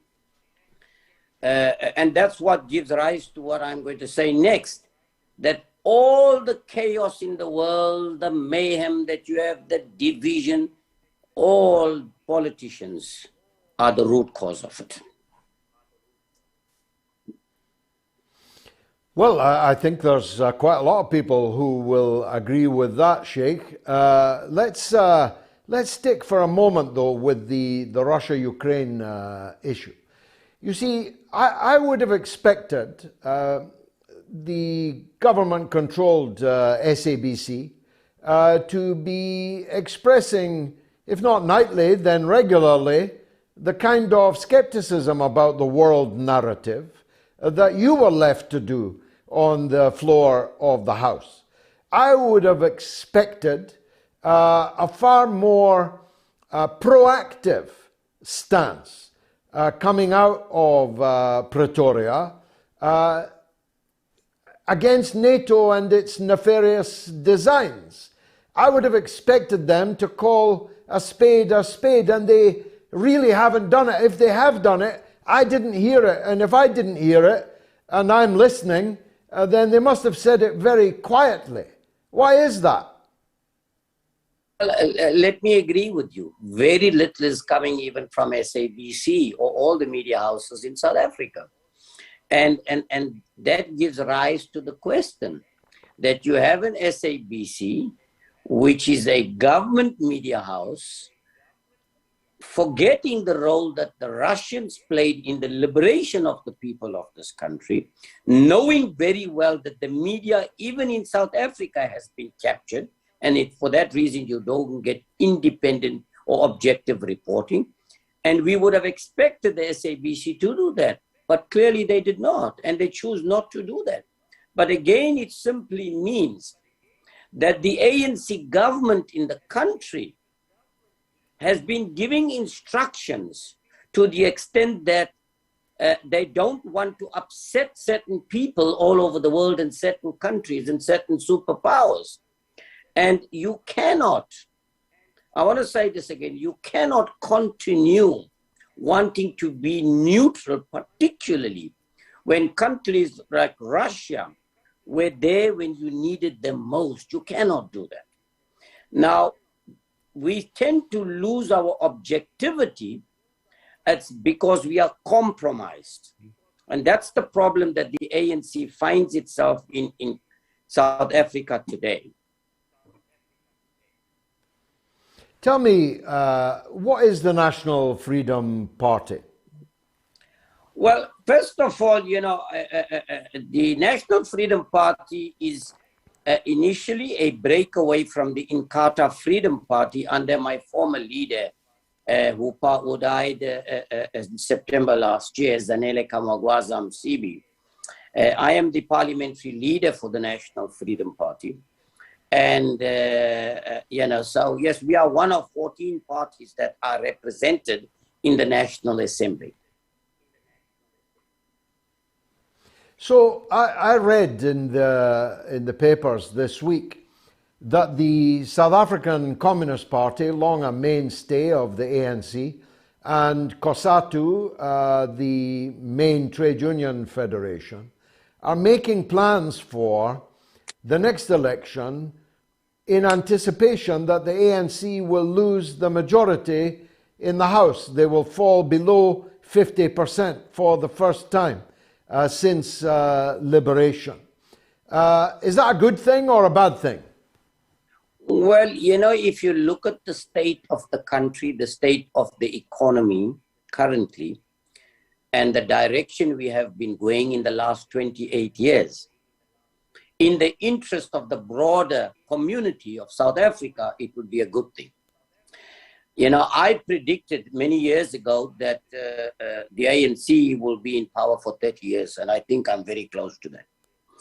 It is very unfortunate that many of us that were part and parcel of the struggle, the vision that many of our leaders had previously, is not the vision that the current ANC has. As such, you would find that our state-owned entities or state-owned companies are beyond rehabilitation.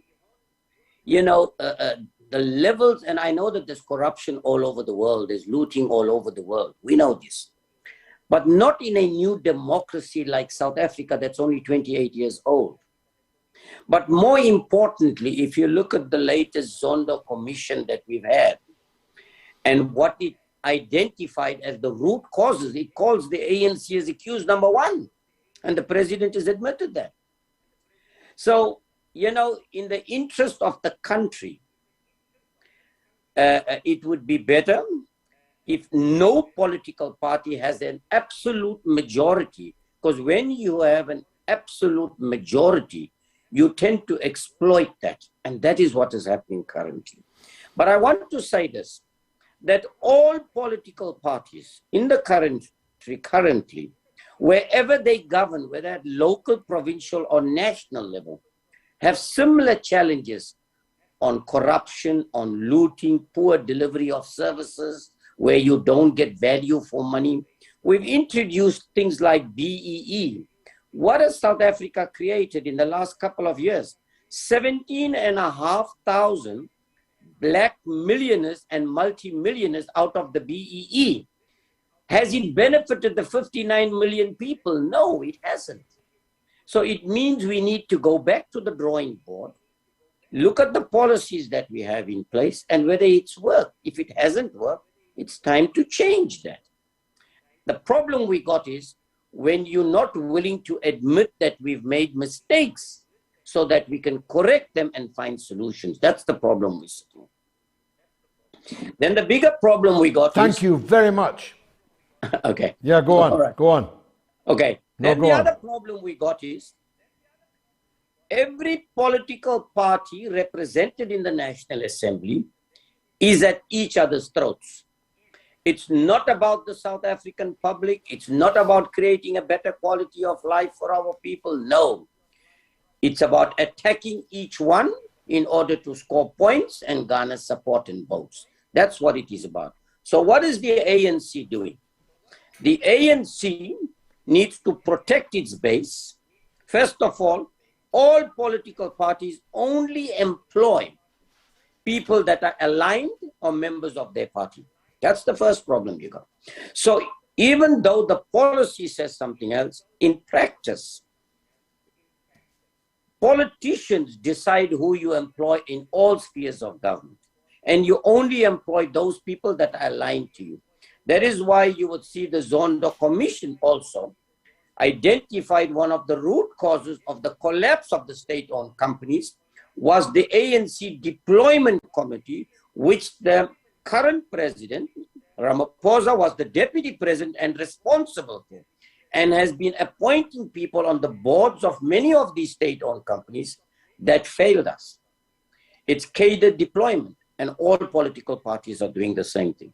Now, political parties believe they can't align themselves or support any successes that you have as far as the ANC is concerned, because that's not going to give them the vote. So all they do is continuously attack the ANC. There has been some success, but very limited. And I've always said this, people don't judge you on what you have done. They judge you on what you could have done and what you have not done. And we could have done a lot more with the resources that we have available in the country. However, we have created, like I said, 17,500 millionaires and multimillionaires in this country currently.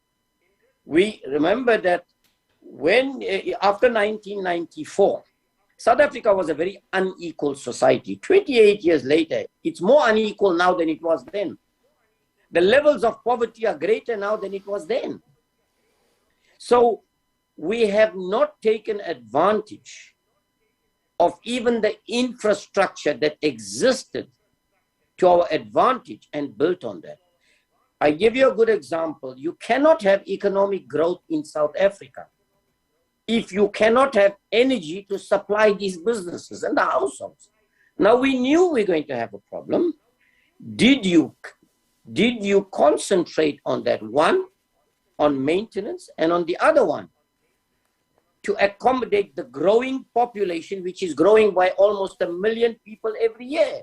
We have not been doing that. Now we find ourselves in a crisis. But what was more important, that when there was a handover from 1994, companies that were benefiting then, George, continue with those 30 and 40-year contracts, evergreen contracts, that's what I call them. They continue benefiting through those contracts up to today at exorbitant prices. So you're not getting value for money. That's the problem you got. So most of your money is not going into delivery of services. Okay? It's going into sustaining yourself, first of all, through your very high public service wage bill in the country and your administration. And this is why I say you don't need a 3-tier government. You need a 2-tier government, a national and a district level. We're now introducing a 4th-tier government, a district level as well. Okay, well, look, we'll pay far more attention to South Africa in the run-up to the elections.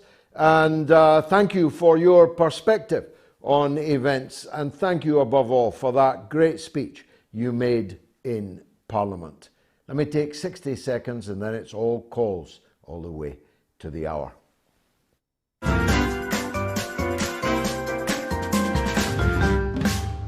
You know, and it's a very, thank you for, you know, I'm a big fan of your show, Gigi. Great debate, great. And I'm Scottish. I'm very passionate about what's happening there, you know. I had a great mom. She was Scottish, Mary McLeod. She taught me well. She taught me well at everything, including golf. I love Scotland, and I love the Scottish food. It's great food. I said to Melania, you know, haggis, look at that. What's more Scottish than that? Me. I am that haggis. She said, what, thin-skinned and full of crap? You are listening to the mother of all talk shows with George Galloway.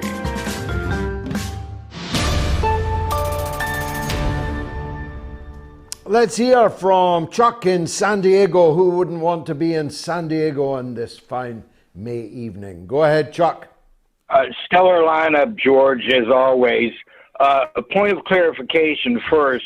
The Buffalo shooter was wearing body armor and was confronted by a security guard who was then shot and killed by the shooter. And the shooter was live streaming. The news now is not that the latest shooter was confronted by an officer, nor was he wearing body armor. The reason I called was the saying, history doesn't repeat, but it rhymes. And I was wondering, do Vietnam and Ukraine rhyme? In 1975, President Gerald Ford requested $772 million to go to support the regime in Saigon, and 2 weeks later, that regime fell. While we were in the United States in the midst of a gas crisis. Now, the United States is sending $40 billion to Ukraine to support them for the next 6 months, but we're not being told that it's not the last, it's just a down payment. It's not the last amount that we're going to have to spend. Yeah, well, you won't lose it all, Chuck, because most of it is going not to Ukraine, but to the American military-industrial complex.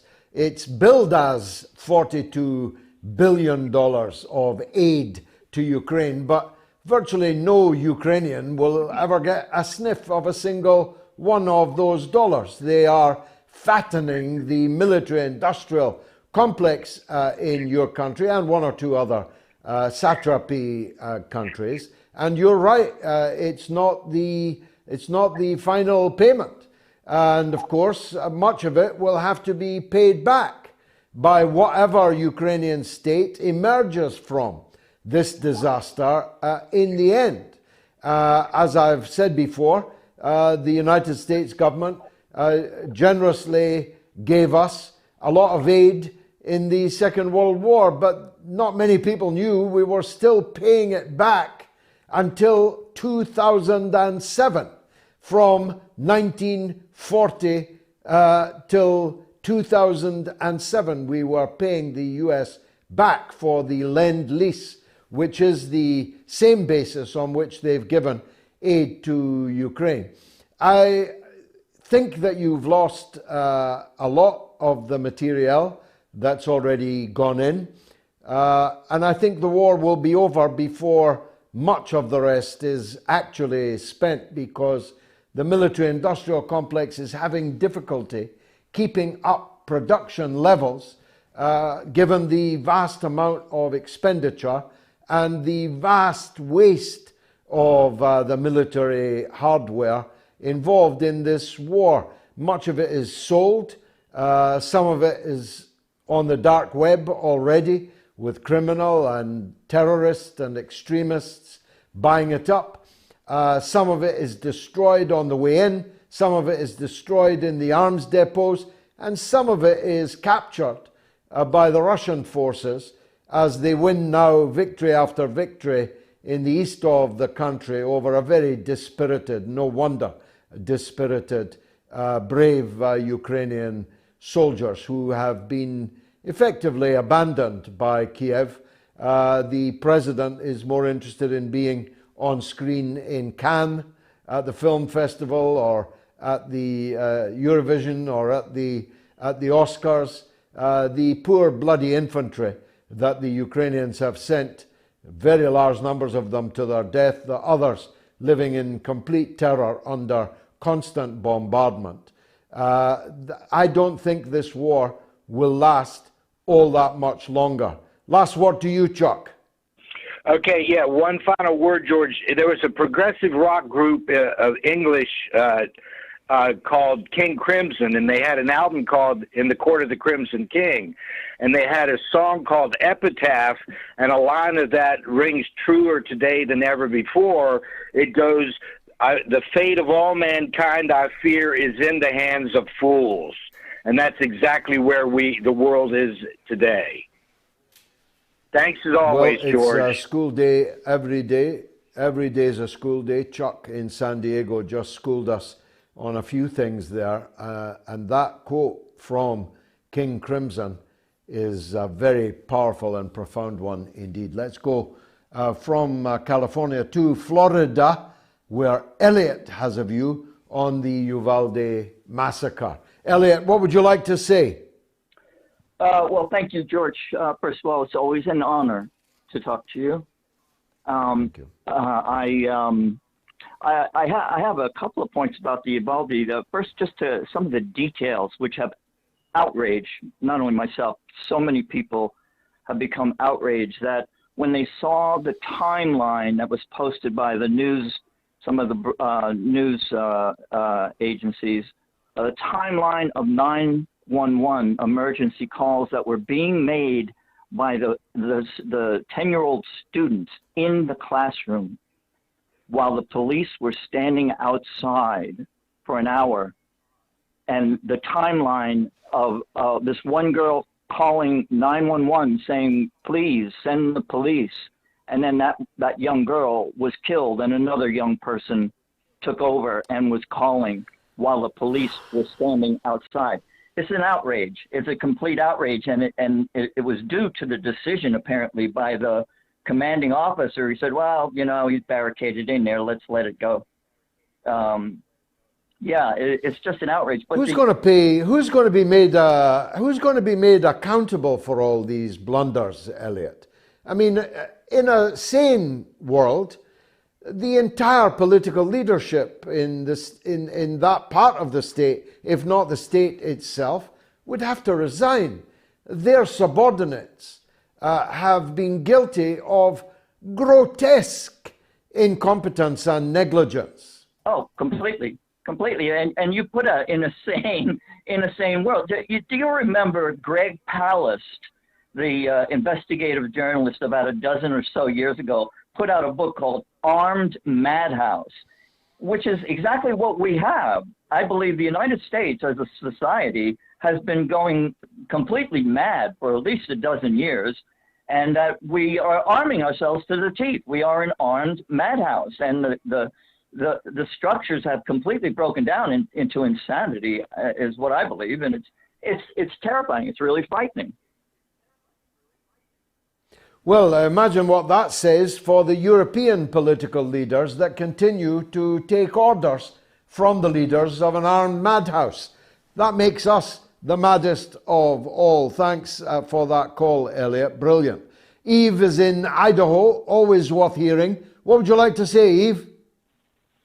Hello, George. Well, I wanted to say that there is something very scary about the war in Ukraine, and this is the following. The war in Donbass is almost finished, and you would assume that, I'm going to assume that the people in charge of the war on the Ukrainian side are. So instead of pulling out their soldiers and put them in a better place, they'll leave them there, telling me that they want to buy some time. And I'm afraid that the time they want to buy is to involve Poland into the conflict. And I have two clues for that. The first clue is the change of laws that they made, that a Polish person can become a judge in Ukraine. It's something which looks like merging the two countries, and it's something who would void the Article 5 of NATO. And the second thing is the fact that NATO is going to send Ukraine long-range rocket, which could reach,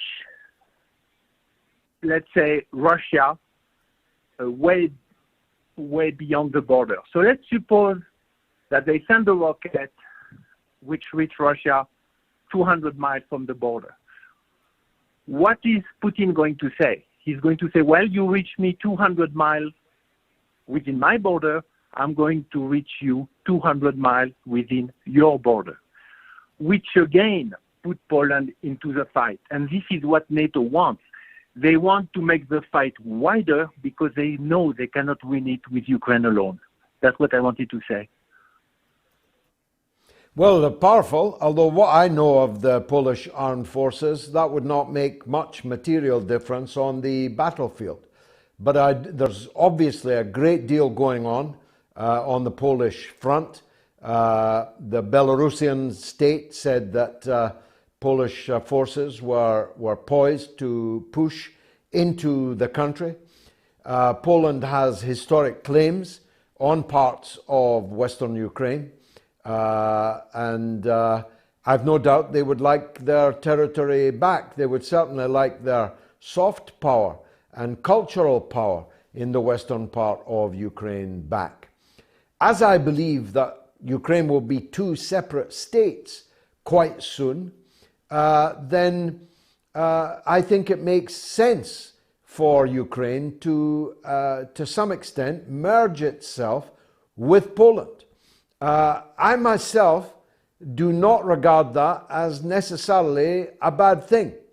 And because the Western Ukrainian entity that will survive this war, unless, of course, it continues so long that they begin to lose ground even in the west of the Dnieper River, is so weak and small and impoverished that it's like Kosovo. It would have no independent economic sense about it at all. It would be landlocked. It's the vast bulk of its agricultural treasures would be gone in the east. The industry was already almost all in the east. So some kind of redrawing of borders may very well be on the agenda behind the scenes. Eve, thanks as always for your wisdom. The numbers again in the UK 08081965522 and in the US +1 844 944 3344. Now in the last hour we have some treats for you, particularly Lee Camp on the shootings in America and James Giles, newly elected as a councillor, on British political developments. And we'll be catching up on Gayatri, who's been doing a roundup of the comments from you tonight on social media. And at the beginning of the first hour, if not now, right now, you can see the second part of my little documentary on John Charteris, the father of the war propaganda hoax. Take a look.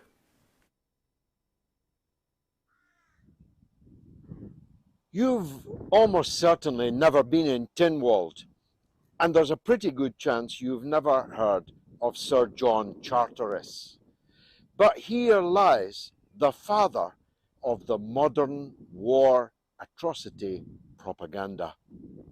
Sir John, who's buried here in rural Dumfriesshire, a tiny hamlet in thankfully remote southwest Scotland, not far from where we live, was laid to rest here at the time that he was the Member of Parliament for Dumfriesshire, referred to as the Unionist Member of Parliament, which at that time was a synonym for Conservative.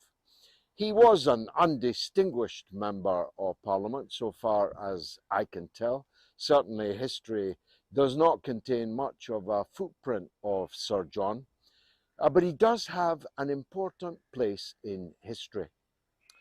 As an army officer, he was taken under the wing of Lord Kitchener, who died whilst the Commander-in-Chief of the British Armed Forces during the First World War.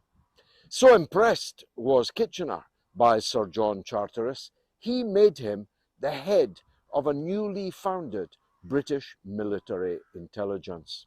Between 1915 and 1918, Sir John was in charge of finding out just what the fiendish Hun was up to and trying to counter any intelligence of their own.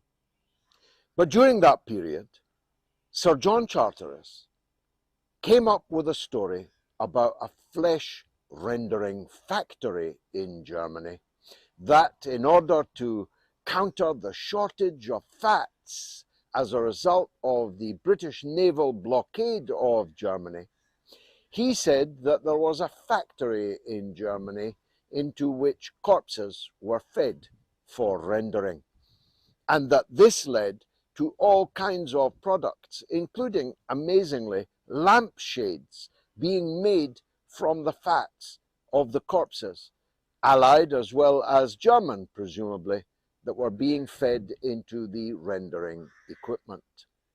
I myself, in the 1950s or early 60s, that's a long time after the First World War, was frequently regaled by stories that the Germans, as well as raping nuns in Belgium and bayoneting priests, were feeding corpses into machines and turning them into lampshades and soap, amongst other products. This aroused the conscience in America and across Europe, across the world. Indeed, Sir John's primary goal was to bring China into the First World War against Germany. The problem was, it was all a lie.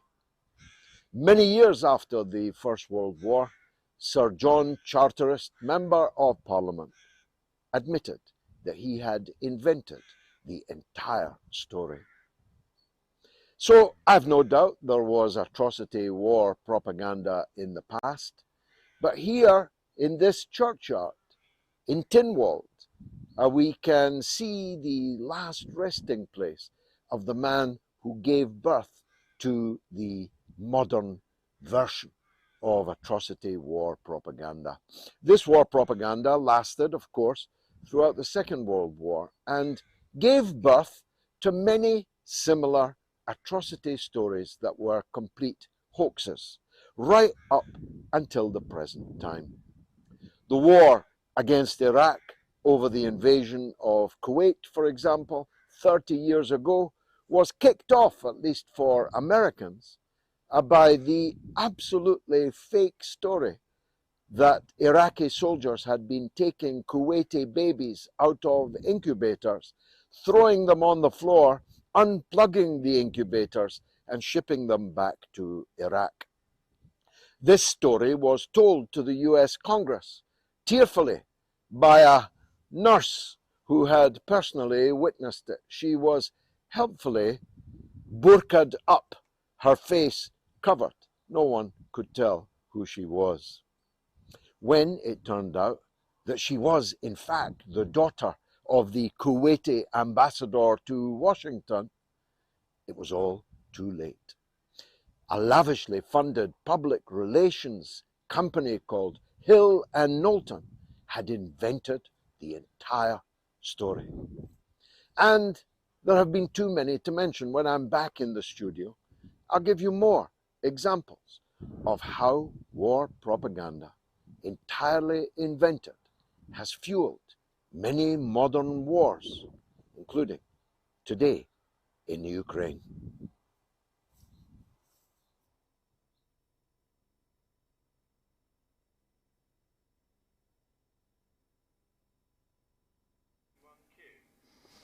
All credit to my good wife who filmed and engineered that whole thing. Thank you, Gayatri, for that. And thank you to Liz Hill, who has donated $100 to the Fighting Fund to bring back the midweek MOATS Extra. Thank you, Liz. And No Mayor One has given £20 and makes the point that all air ambulance services depend on charities in the UK. The waiting time in NHS hospital emergencies is 4 hours. All social spending is cut due to budget cuts. How can we control public spending? Thank you for that. Now, Lee Camp is not only one of the best comedians and comic writers in the United States, he comes from a tradition of people who kick over the traces, kick over the apple cart, who question the authority. He punches up, not down. He questions the official narrative and makes people laugh with his questions. That makes him a very dangerous enemy of the state. And so he had a show called Lee Camp Redacted, which is no longer, although he'll tell us, no doubt, where we can catch up on his work, because he's on the show now. Not redacted here, it's the one and only Lee Camp. Lee, thanks very much indeed for joining us. Let's start with that. What are you doing now? Thanks for having me. Yeah, I am now, I believe, the most censored comedian in America. As you're referencing, the TV show Gone and all of the back videos, about 1,000 of them all banned on YouTube globally, and my podcast, Moment of Clarity, deleted by Spotify, all in the span of about 3 days. I am building something new, and if people want to support it, it's at leecamp.net. I also am excited to be starting a new show, hopefully soon, with Mint Press, if that fundraiser is successful. So Mint Press News does wonderful work as well. It does, but how do we account for the fact that you're the most censored comedian in America? How did that happen? Did you ever see yourself as likely to be given such accolades? No, I definitely did not. And it's funny because we're having this big debate around the globe about cancel culture and comedians being canceled and things like that. And yet everyone they mention on the list of those who are being canceled, Dave Chappelle, Ricky Gervais, Joe Rogan, none of them have actually been canceled. They are all on the largest video and sound platforms in the world, getting paid $100 million or more. So it is laughable that those are our examples of canceled comedians, while in fact, the likes of me is actually canceled, actually deleted, and actually censored. And you ask why? It's because, like you said, I actually punch up. I actually punch at the ruling elite and go after these parasites, these vampires that are controlling the foreign policy and, of course, the domestic policy as well of America, my home country, and a lot of countries. But, you know, I go after them. I go after those who will perpetrate endless war, who will perpetrate endless imperialism, and have this capitalist system that puts profit over all else. And that will actually get you canceled in a real way, as opposed to the laughable, you know, people claiming they've been canceled because someone got upset on Twitter. Well, that's a very powerful description of where we're at. Let's turn to the very, very somber issues that are, frankly, bringing your country, which I love, to its knees. The economic crisis is accompanied, paralleled by social division, racial division, the rise of hatred, and the increasingly unhinged behavior of individuals, either in the pursuit of political goals, like the mass murderer in Buffalo, or for reasons that they're simply mentally have gone mad, in the case of the Uvalde school shooting.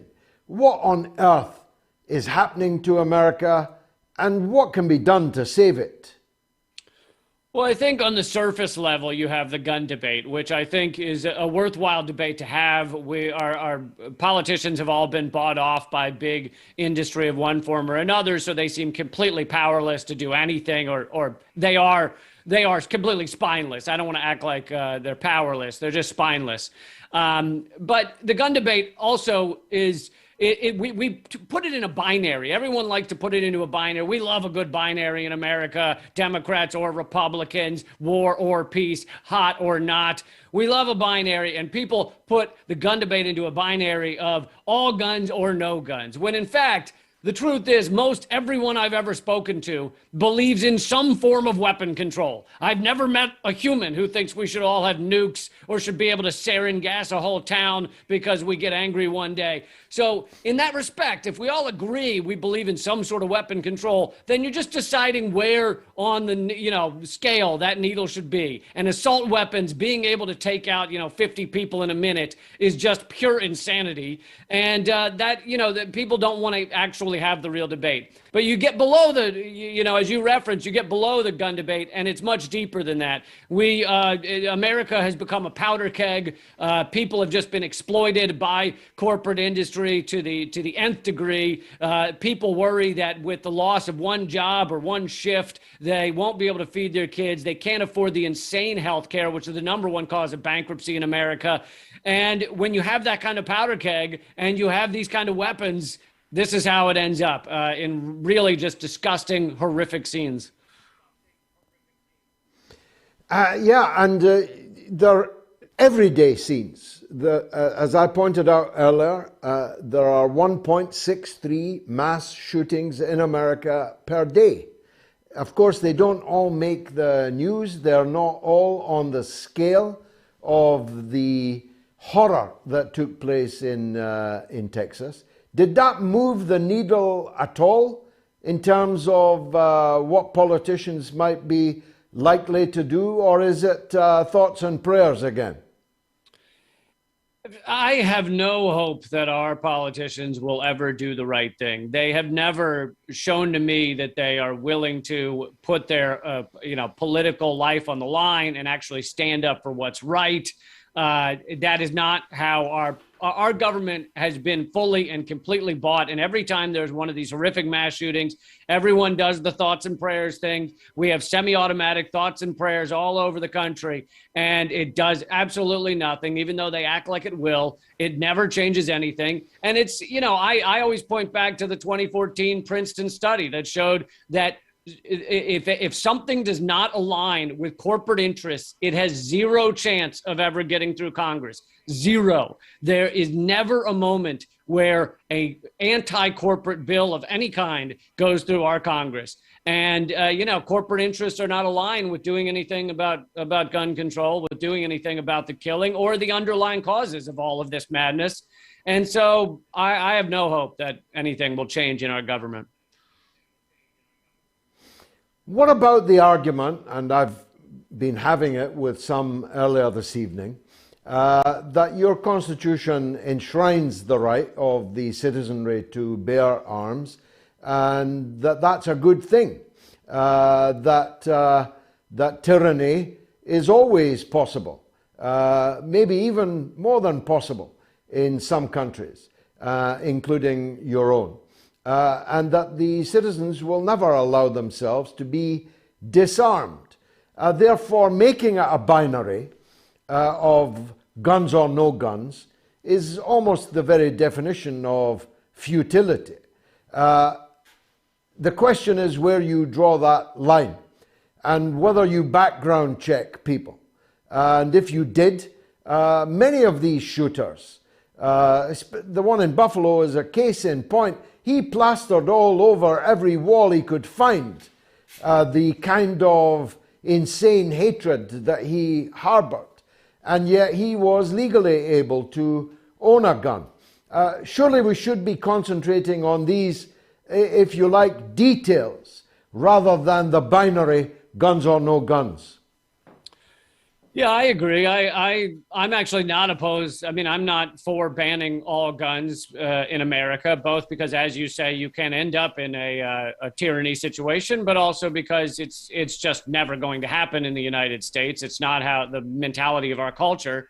And so I believe the honest debate is just on the size and deadliness of the guns. And having guns that are purely designed to kill as many people as possible would never be used in hunting or anything like that, would never be used to defend yourself against, one burglar or something, unless you're trying to spray them with 50 bullets.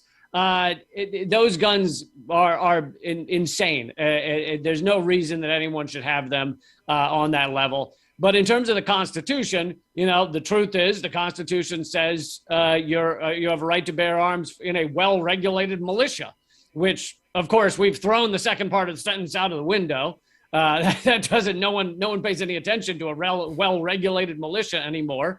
And, on top of it, we've found every loophole there is. We act like the Constitution is a holy document when, in fact, it's a loopholey document. And we find every excuse there is to get around and inside everything in the Constitution we want to. I mean, the Declaration of Independence said all men are created equal. And at the time, they meant 6% of the population. All men meant all white land-owning males, 6% of the population. So they didn't mean listen to this by the word. And I think that the idea that it means that, because we have a right to bear arms, it means you can have weapons of war that could kill dozens of people in seconds is just idiocy. And what about the Keystone Cops, Lee? I've never seen a policing performance from all the details that are now emerging. And yet no one seems to pay the price. That grown men, heavily armed grown men, stood outside a classroom while children were being murdered for an entire hour before fetching a skeleton key to allow them to open the door, like they've never kicked a door in before. Yeah, and on top of that, apparently they told the border agents that ultimately were the ones who went in and killed the man. They told them to stay out for a half an hour until those agents decided they weren't going to wait anymore, and they went in. I think what it shows at the heart of it, in my opinion, and maybe the story will get more complicated, but it shows that the police in America, which is one of the largest police forces in the world, to defend one of the largest, the largest prison state in the world, the police are not there to actually defend us. 99.9% of what they do is just arrest people, mainly poor people, mainly people of color, and make sure that they're put into the system, put into the prisons, so that we can continue to have the largest prison state in the world, both per capita and per sheer numbers. That's their main job. And to protect the fascist state if the need should arise. Their job, when it comes down to it, is not to run in and try and take on a gunman who's killing children. And we saw that in this instance, that when push comes to shove, they're like, I'm not risking my life to go take this man down. My job is to harangue people who are in poorer communities. It's a tragic, and it would be comic if it were not so tragic, indeed. So thanks, Lee. I hope everyone will follow you. LeeCamp.net, I think you said. That's right. If I can get enough members there, I will be restarting a new show. Well, you've got me for starters. Lee Camp, thanks very much indeed for joining us on the mother of all talk shows. And the book I told you about earlier, apparently there's a graphic. It's a really good offer. You get 2 novels by me, dedicated and signed for £8.99. And I've got to say, I really think that they're worthwhile. The counterfactual thesis is that Hitler made it across the channel. And Mr. Churchill's pledge that we would fight them and never surrender was put to the test. Some passed that test, including him, but some failed it very spectacularly indeed. I honestly think you'll like it. So it's Queensway and Blacklake together for £8.99 plus postage. I think you'll like it, but then I wrote it. Let's go to calls. Federico is in Canada. Go ahead, Federico. Hey, George, nice to talk to you. Thanks for receiving my phone call. Welcome. Go on. Okay, yeah, I agree with Lee Camp. I wanted to add something politically that has to do with the world. Colombia, right now, as we speak in your program, is having elections. Colombia is the biggest producer of cocaine in the world. Whether we like it or not, one of the biggest commodities, quote unquote, that are expensive. People consume cocaine. The UK Parliament have been under the influence of cocaine, which has been hush-hush over the years. When I hear Lee Camp speaking in your program, I totally agree. What happened with the massacres, George, is, of course, despicable. I mean, what's going on? But in Colombia, when massacres are produced by the state, it's a different tale. It's not a tale, it's history. This day, today, President of Colombia, the candidates are 4. Petro has been attempted to be killed. The vice president formula is a black woman who has been exploited over the years, since 1492. There's much to talk about this. So, when I hear Lee Camp speaking about the massacres that happen, and I pray for the souls of the kids and their families, of course, I'm a Catholic, but when it happens for a state, within the state, for more than 62 years, and the peace process has been broken by the government, today's elections are related to what Lee Camp was saying. I would like to know your opinion and the influence of North America now that is losing ground in Europe with this war in Ukraine. What will be the approach, George? I would like to ask you. In South America, Brazil, especially Colombia, which is borders with Venezuela. Thanks, George. Well, the attempt to roll back the tide in Latin America by the US has failed. Cuba is still standing, Venezuela is still standing, and the sulfur was detectable again when the Americans came back cap in hand, asking for Venezuelan assistance to up the production of oil. The result in Chile, the upcoming result in Brazil, perhaps most importantly of all, the result in Mexico with AMLO, the result in Argentina, the tide that the US thought they had turned back has indeed come in again. And I fully expect the left-wing candidate to win the presidential elections in Colombia. And then the question will be, what will the United States' approach be to yet another victory in a country which for so long has been their plaything and which has been responsible, as you say, for much misery, not just in Colombia, but throughout the region and throughout the world, namely the narco kings and the narco politicians that have ruled the roost in Colombia for so long. So I pray for the victory of the socialist candidate there this evening, and I will do anything I can. It will be small, but anything I can to build solidarity with Colombia in those circumstances. Thanks, Federico, for the call. We'll go to California for a view on Ukraine from David. Go ahead, David. What would you want to say? How you doing, George? You're my hero, man. Hey, okay, now I'm going to speak from actually two perspectives, a black's perspective and a Hispanic perspective here in California, or at least most of the United States, I would think. Now, why throughout history that I know of, Russians have always been treated like the N-word. I mean, all throughout the yeah, it's very strange.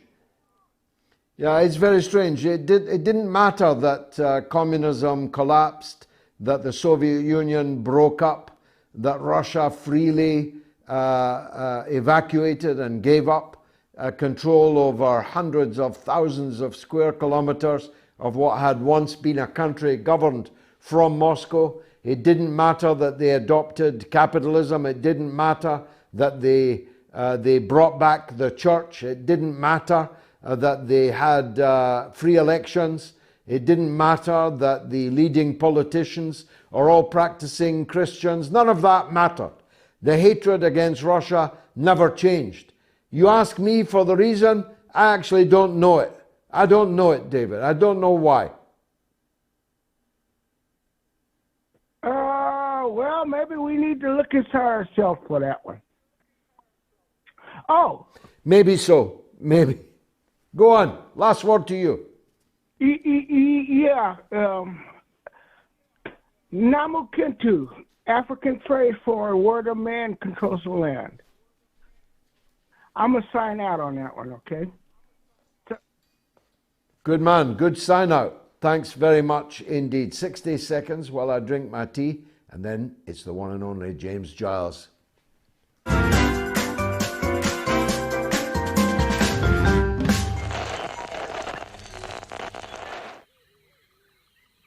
The airwaves. This savannah is a rigid dichotomy of fact and fiction. As Fisher says, the Twitter sphere where the slightest misjudgment can spell being cancelled. One species rules over the airwaves through its ability to adapt and survive in even the harshest environments. The George Galloway.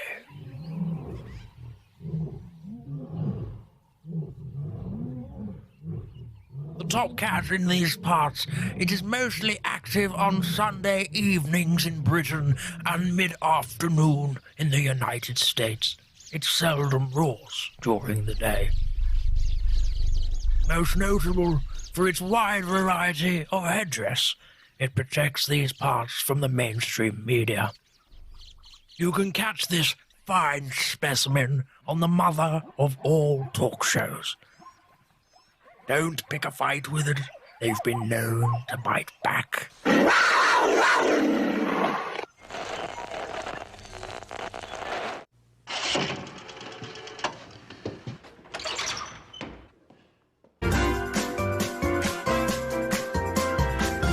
You are listening to the mother of all talk shows with George Galloway.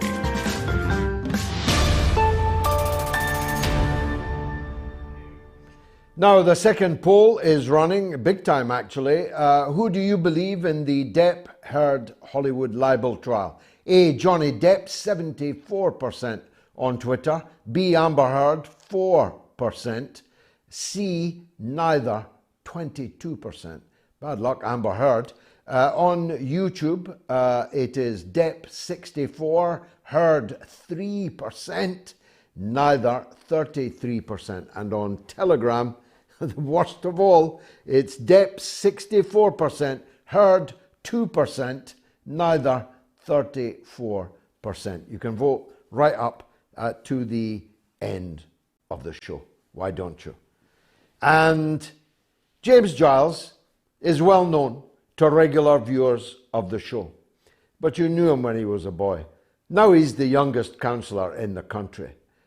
And he's even more wise than he was before. And he joins me now, as he will regularly, to review the British political scene. James, many congratulations from all of us at the mother of all talk shows. It was a splendid council victory, and I know that you'll go on to greater and greater things. But how do you see the current political juncture in which we have, in my view, the worst government that we have ever had and the worst opposition that we have ever had, both sitting in Parliament at the same time? And the third wheel, the Liberal Democrats, are perhaps the most pitiful of all. How did we get here? Well, it's a very strange situation, isn't it, George, where we have a Prime Minister that is being referred to the Privileges Committee for misleading the House. We have a Labour Party where the RMT unions say that the leader isn't representing working people. I mean, the Labour Party not representing working people. It's just staggering, isn't it? And we've got the Liberal Democrats sort of teetering along there in third place with just over a dozen MPs to their name, not really making any meaningful difference or contribution to the House of Commons. I think the political situation in this country has never been more dire. I think one of the first times we met, you used the phrase, if I may say, two cheeks of the same backside. But never has it been more appropriate to use that term than it is today. It's absolutely insane. You've got a Prime Minister that's limping on. 34 Tory MPs now publicly have questioned Boris Johnson's position. And it's a very odd situation. Although the one thing I will say to the Liberal Democrats is that they have been incredibly lucky these past few months in the by-elections that have come up due to Tory scandals. Tiverton and Honiton, which is going to the polls in a few weeks' time, they may even cause a third upset in a row there after Chesham and Amersham and North Shropshire. And that, I personally think, might be the final nail in Boris Johnson's coffin. So we're at a very odd time politically at the moment. I think we're in a bit of a void. But it's looking like, Boris may well now finally be on his way out. And then politics might just get moving again. It'll either get better or it'll get worse. We'll have to wait and see. It's jolly bad luck that just when we needed the best men and women and measures, that we've got the worst men and women. I'm thinking Liz Truss here subconsciously. And measures which are... well, how shall I put it? Bread and circuses. Talking of measures, we've got the Queen's crown back on the pint glass.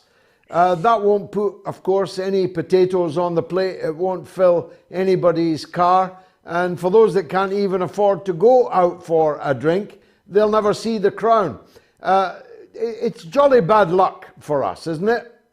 It certainly is. I mean, this announcement about imperial measures coming back, Boris Johnson wheeled this pledge out in 2019 in the general election, when it was looking as though Farage's Brexit party might have had a real impact before they chose to stand down their seats.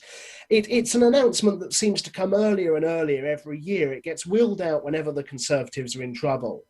The flag-waving patriots of a certain age say, yeah, I remember how it was back in my day before the metric system. And of course, nothing ever happens. But let's say this time it does. As you say, what does that mean to an ordinary working person? It means absolutely nothing. We've had another mini budget from Rishi Sunak this week, unveiling a further £15 billion of support, dancing in a way to Labour's tune, actually.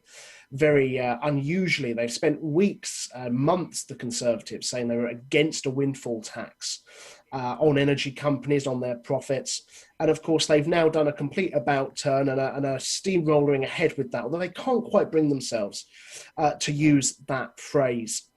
Now, that obviously will provide some support to those who need it, but it'll also provide support to people who don't. A large amount of the money that's been allocated will go to people that own second homes, third homes, the ultra rich. And what the government are doing, in my view at least, isn't sufficiently targeting those funds to the people who need it most, to those who can afford to go out, enjoy meals, enjoy luxuries.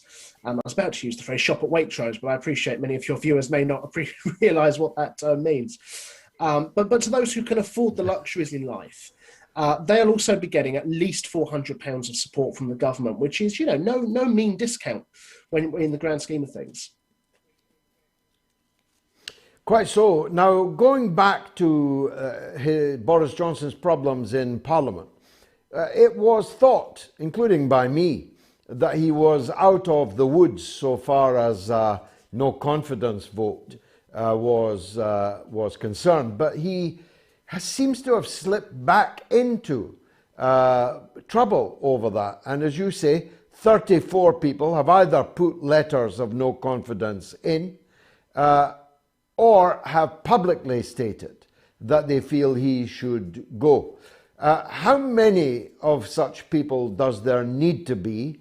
And what would it take, do you think? Mrs. Thatcher obviously stood down and she won a ballot. She just didn't win it by enough.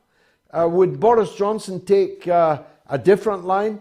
Would he not care if he got through a vote of confidence, even by one vote? He'd carry on and on and on. Well, prime ministers, of course, once you've reached the highest office in the land, it would take a lot for someone to choose to go. I mean, in Mrs. Thatcher's case, of course, she was fatally wounded, at least politically speaking, but one would have to be dragged, typically kicking and screaming, from Downing Street. There obviously is no higher office. Yes, as you say, 34 MPs have publicly questioned the prime minister's position. I would caveat that of those, a number have said now isn't the right time for Boris to go. Douglas Ross, the leader of the Scottish Conservatives, being one such person, saying Boris needs to go, but not until after the Ukrainian situation has passed. 24 Tory MPs, though, have publicly called on Boris to go, including some really senior figures. Sir Roger Gale, first elected in 1983, calling upon him to go for misleading the House. I mean, Roger Gale is a stickler for the rules and how things should be. A number of newer MPs as well. Anne-Marie Morris saying it's insulting. It's up 9, I think, crucially, publicly at least, since the Sue Gray report. And it's important probably for your viewers and listeners to be aware that obviously Tory MPs don't have to publicly state they're putting in a letter. It is a secret letter. So the magic number is 54. We're up to 24 that we know have submitted full-on letters. And there's over 350 Conservative MPs. And my question is, well, where are the other people living? Are they on cloud cuckoo land? I mean, it should only take for someone with an ounce of intelligence, dare I use the imperial measure, to realise that from a Conservative point of view, Boris Johnson is not the man to lead them into the next election, is not the man to get the country through this crisis. They would have to have less than an ounce of intelligence not to realise that this is surely the case, and that for the sake of their own party, yet alone the country, you need to rip the Band-Aid off and actually say it's time for a new leader. Who that'd be, of course, is another question. But Boris, I think, really... Well, it's a big question, though, isn't it? It's a big question, though, isn't it? Because Boris Johnson undoubtedly won votes for the Conservatives that no other Conservative leader could have won. He did it when he won twice the mayoralty of London, an overwhelmingly Labour city, and he did it in the general election 2019, winning seats in places that had never before in history voted for the Conservatives. So knock him out and put in who exactly? Well, that is the big question. I think Rishi Sunak will be hoping that his package of, in effect, mass handouts will win him back some favour.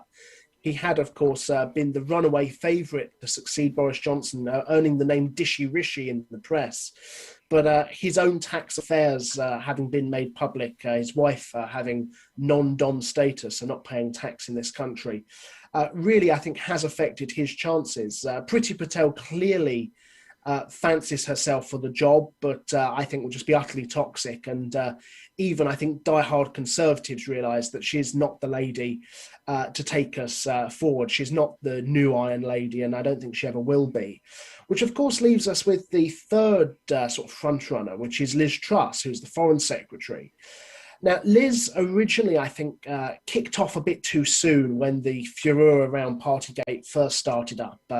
Liz Truss was holding events called Fizz with Liz with Tory backbenchers and perhaps being a little bit too open and candid about her clear ambition to become the next leader of the Conservatives and the next Prime Minister. She models herself as the next Mrs. Thatcher, the new Iron Lady, replicating some of Mrs. Thatcher's most famous sort of photo shoots in the press.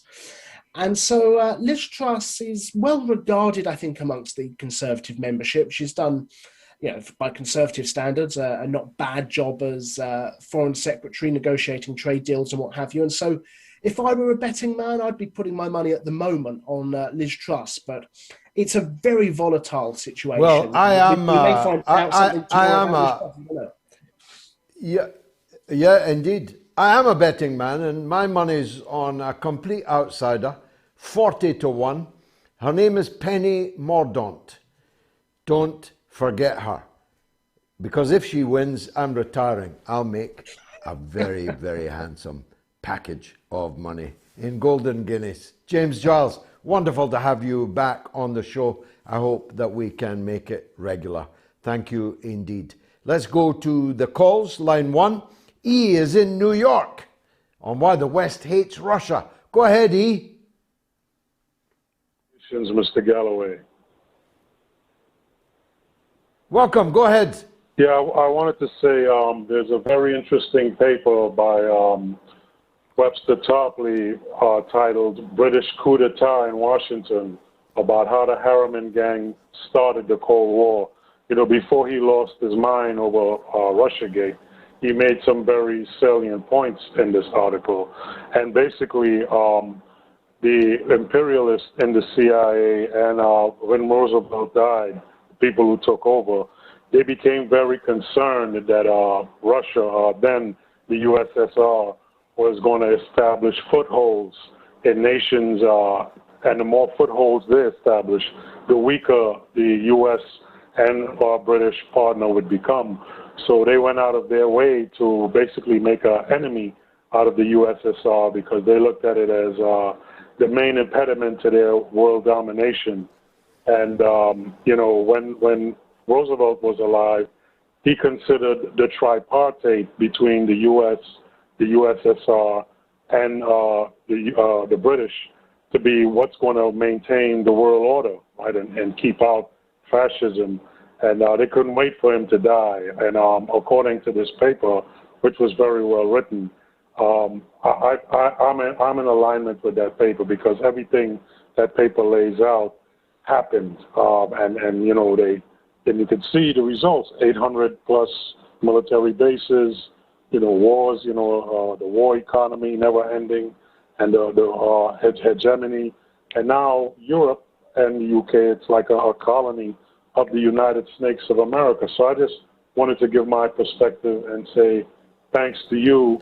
And you did very powerfully, and we'll all be looking for that paper now because Tarpley's writing is important and we'll all have to search for it. Thanks very much for that kind steer in that direction. Of course, I know the origin of and the longevity of anti-Soviet hysteria in the West. I just argued and thought, sincerely believed, that with the fall of the Soviet Union and the end of its existential threat to the Western capitalist imperialist order, that the sensible thing to do, if I had been a member of the ruling class, would have been to embrace Russia and absorb it fully into all of the architecture, the EU, NATO,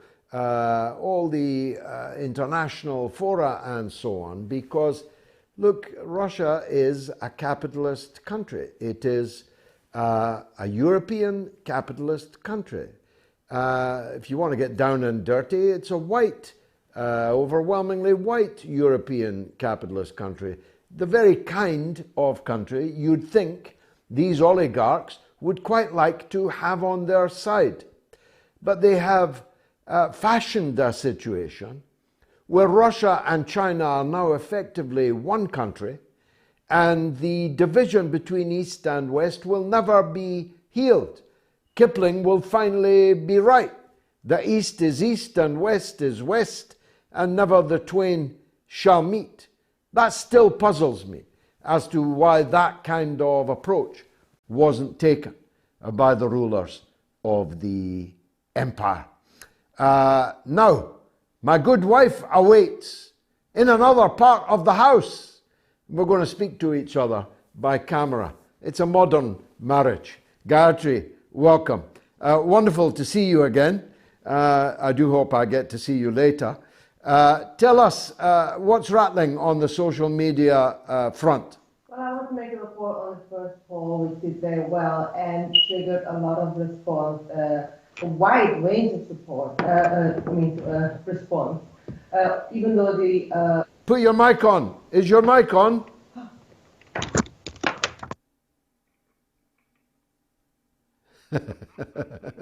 Don't worry, put it on. Can you do it without embarrassment?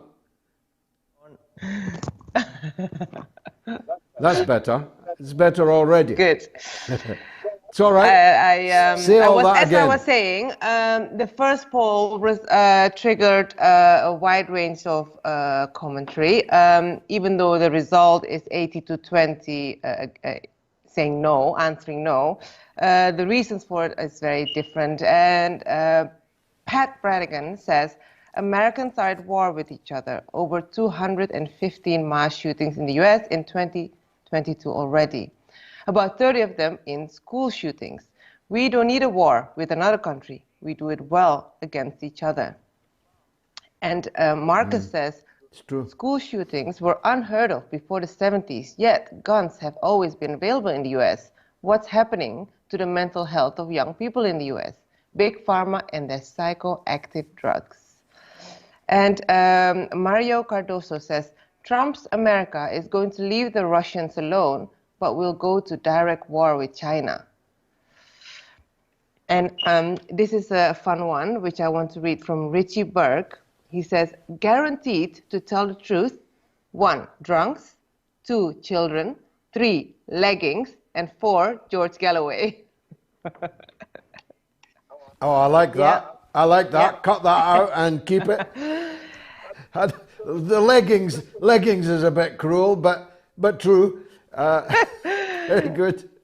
Then Tommy Ryan says, George Galloway is the only encyclopedia you will ever need. Get yourself educated by listening to Gigi and his guests. And we had excellent ones tonight. And our callers, by the way. I mean, we've not just got the best host, the best guests, We've even got the best callers. The level of erudition and eloquence of our callers, which are entirely random, is of university standard, University of the Airwaves standard. And I'm really proud of the whole shebang. Sorry to interrupt you. Go ahead. Yes, proud we are indeed. Tony says the pro-Ukrainian propaganda network are suddenly going very quiet about Ukraine winning the war. Now they are admitting Russia has serious momentum. Absolute clowns, he says. And Sofia Melikova says, here in the UK, we don't have weapons, therefore no mass shootings of the children. But on the other hand, we have postcode/area gangs where children are getting killed and stabbed. And yeah, unfortunately true. Mike Rangel says, only after the white man chops down the last tree will he realize you can't eat money. Which reminds me of the song in the beautiful Pocahontas movie, which our daughter really likes to sing. Indeed, and it does indeed. In fact, that saying is, I think it's longer. It's only when the last fish and the last river and the last tree and so on. And of course it is absolutely true, and it is an original American saying from the Native American people. Tell me, where are most communications coming in on? Are they coming on Twitter or on YouTube comments or Facebook comments? Everywhere. It's YouTube, it's Twitter, it's the Telegram, your Telegram group, it's the email, and it's Rumble. People are commenting on Rumble as well. It's truly on all platforms, and it's truly from all over the world. All over the world. Well, save them for our bedtime reading just before we watch Couples Come Down With Me, which is our nightly routine. Thank you very much for that. I'm sorry the hour does not allow too many more comments, unless you've got a standout one there that you wanted to say. No, she's gone. I hope she's not angry with me. No, she's still there. Did you have a standout one that I was cutting you off from saying? No. No. Okay. All right. Thank you very much indeed for that. Now, remember, please donate on Super Chat to the Fighting Fund. We want to get the podcast back. We want to get the midweek show back. Any currency, just £5 or $5. Why don't you? Go to Super Chat on YouTube. Use the slider on the right-hand side of the YouTube stream and pledge just a few coins. Or go to moats.tv/donate. So moats.tv and go to the donate section on the website. Only time for a few more calls, but I want to get them in. Wayne is in Cheshire in England on Boris and on inflation. Let's hear Wayne. What would you like to say, Wayne? It was a pleasure. I have a theory on the Boris wanting to go back to the imperial system because Tories never miss a trick. Number one, all the packaging will have to be relabeled, and I also believe they will mess with the measurements of petrol, gas, commodities, etc. And what will happen is, example being, when you go in the supermarket and talk to someone next to you and say, oh, well, this time last year, this was 50 pence, now it's £1. There'll be none of that because we won't be able to compare of what the old prices were with the rampant inflation. But the other thing, which I think the main reason is, which no one's thought about, is all the contracts will have to be rewritten. And within these massive contracts of food and commodities, I also believe that the Tories will take a place within the contracts. So if the prices of commodities get too high, they can interfere and hopefully keep them at a level that people will be able to live. Well, that's a fascinating theory. Some might call it a conspiracy theory, but the way the world is now, anything is possible. Wayne, thanks. David is in Nottingham. Well done to Nottingham Forest in their promotion to the Premiership today. I was right behind them. I was rooting for the Forest. David, go ahead. Brilliant result today, George. And I know you're a Man U fan, and so am I, because I was born in Manchester, but I live in Nottingham. So now I don't know which side of the end. At least we need more Reds. We need more Reds in the Premiership, don't we? Yes, yes. But I don't know which end to sit at now. When I'm at Trent End, I don't know whether to support Forest or Man U, because I live in Nottingham and I was born in Manchester. So I'm in a dilemma. Go ahead, Anyway, sir. Go ahead. My point. My point is all empires in history and mainly built on military, and they overstretch the military and then they collapse. Now, never in history has there been an empire that has had the power to destroy the whole earth, in trying to. That's right. That's the difference. Yeah, and I think we're in a really dangerous situation, George, because the dollar is done. Yeah, it is. It's finished. It is. They've poisoned the earth. Yeah, even the smart papers in America have acknowledged that the Chinese parallel payment system, which more and more people, including satrapies of America like Saudi Arabia, are signed up to now, mean that the days of the dollar as a reserve currency are very definitely over. The US has printed $5 trillion and is complaining about inflation, surprised about inflation. The reality is the US is a sun that is setting. The sun that is rising is the one that's rising in the east. They could have, if they'd had more grace or more sense, tried to help the east rise so that all boats rose at the same time, that everyone's economy was dependent on the other. They could have applied science, but instead they applied threats and belligerence and militarism, and it has spectacularly failed. David, thanks, and the best of luck next season, whoever you are supporting. The last call that we have time for, I'm afraid, is Peter in Warrington on Amber Heard. I'm all ears, Peter. Oh, hi, George. How are you this evening? All good, thank you. What would you like to say? Well, it's pure theatre. I've watched some of it on YouTube and on TV, and to me, it is Hollywood at its best. It just looks like entertainment. It looks as though it's choreographed, and I have to say some of it looks as though it's CGI to me, computer-generated imagery. These two top actors are grossly overpaid in my view, and that is a slightly separate question, because I think the Hollywood elite are on stupid amounts of money. I think the footballers are on ridiculous salaries, and we need some kind of direction. There are people, cleaners are earning £8 an hour, and these guys are on ridiculous amounts for making movies. Now, okay, they're talented people, but they're not that talented.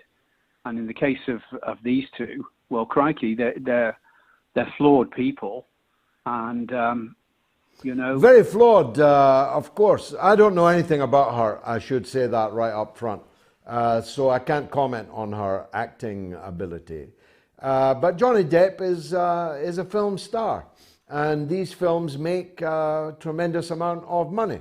And it's only right that the actor in the film and actors in the film, the people without whom there would be no film, no successful film, are properly paid. It's called capitalism, isn't it? We can't abolish it in Hollywood whilst it exists everywhere else. I mean, you'd expect some kind of reward commensurate with your talents, but have you seen the movie Greyhound with supposedly Tom Hanks in it? No. Well, I would never go to see a film with Tom Hanks in it. Fair enough. That's another matter. I get that, but that movie is CGI'd, computer-generated imagery. And there you go. So Tom Hanks wasn't even in on that movie. So is he really needed? I mean, No. So does Tom Hanks CGI get? Yeah, but I suspect but I'm one of those who have never seen that movie and will never watch it, at least not now after you've told me. But I do watch a lot of movies, and these movies couldn't be made unless people paid for them. And a lot of people pay for them. And they make a lot of money for the studios, for the investors. And so I find it hard to get angry at someone like Johnny Depp getting a good whack, a good wedge, as we say in Britain, for making a film or a series of films like Pirates of the Caribbean that brought pleasure, delight to millions and engaged the talents of Hans Zimmer and his wonderful orchestra, one or two of whom are good friends of mine. So everybody gets paid. Their character is another matter, and their character emerges from trials like this as about as low as it's possible to get. And they're drug addicts and alcoholics. What a waste of talent, what a waste of money, and no good can come from it, as we've seen so vividly in the last weeks of that trial. But it is gripping viewing, that is for sure. I'll be back on Wednesday night with the Galloway Show, only on YouTube. Please watch it. It's a different dynamic. It's only me, but many people think it is an interesting dynamic. But next Sunday, I'll be back here with the mother of all talk shows. I do hope that you'll join me and you'll bring others with you. I wish you good night.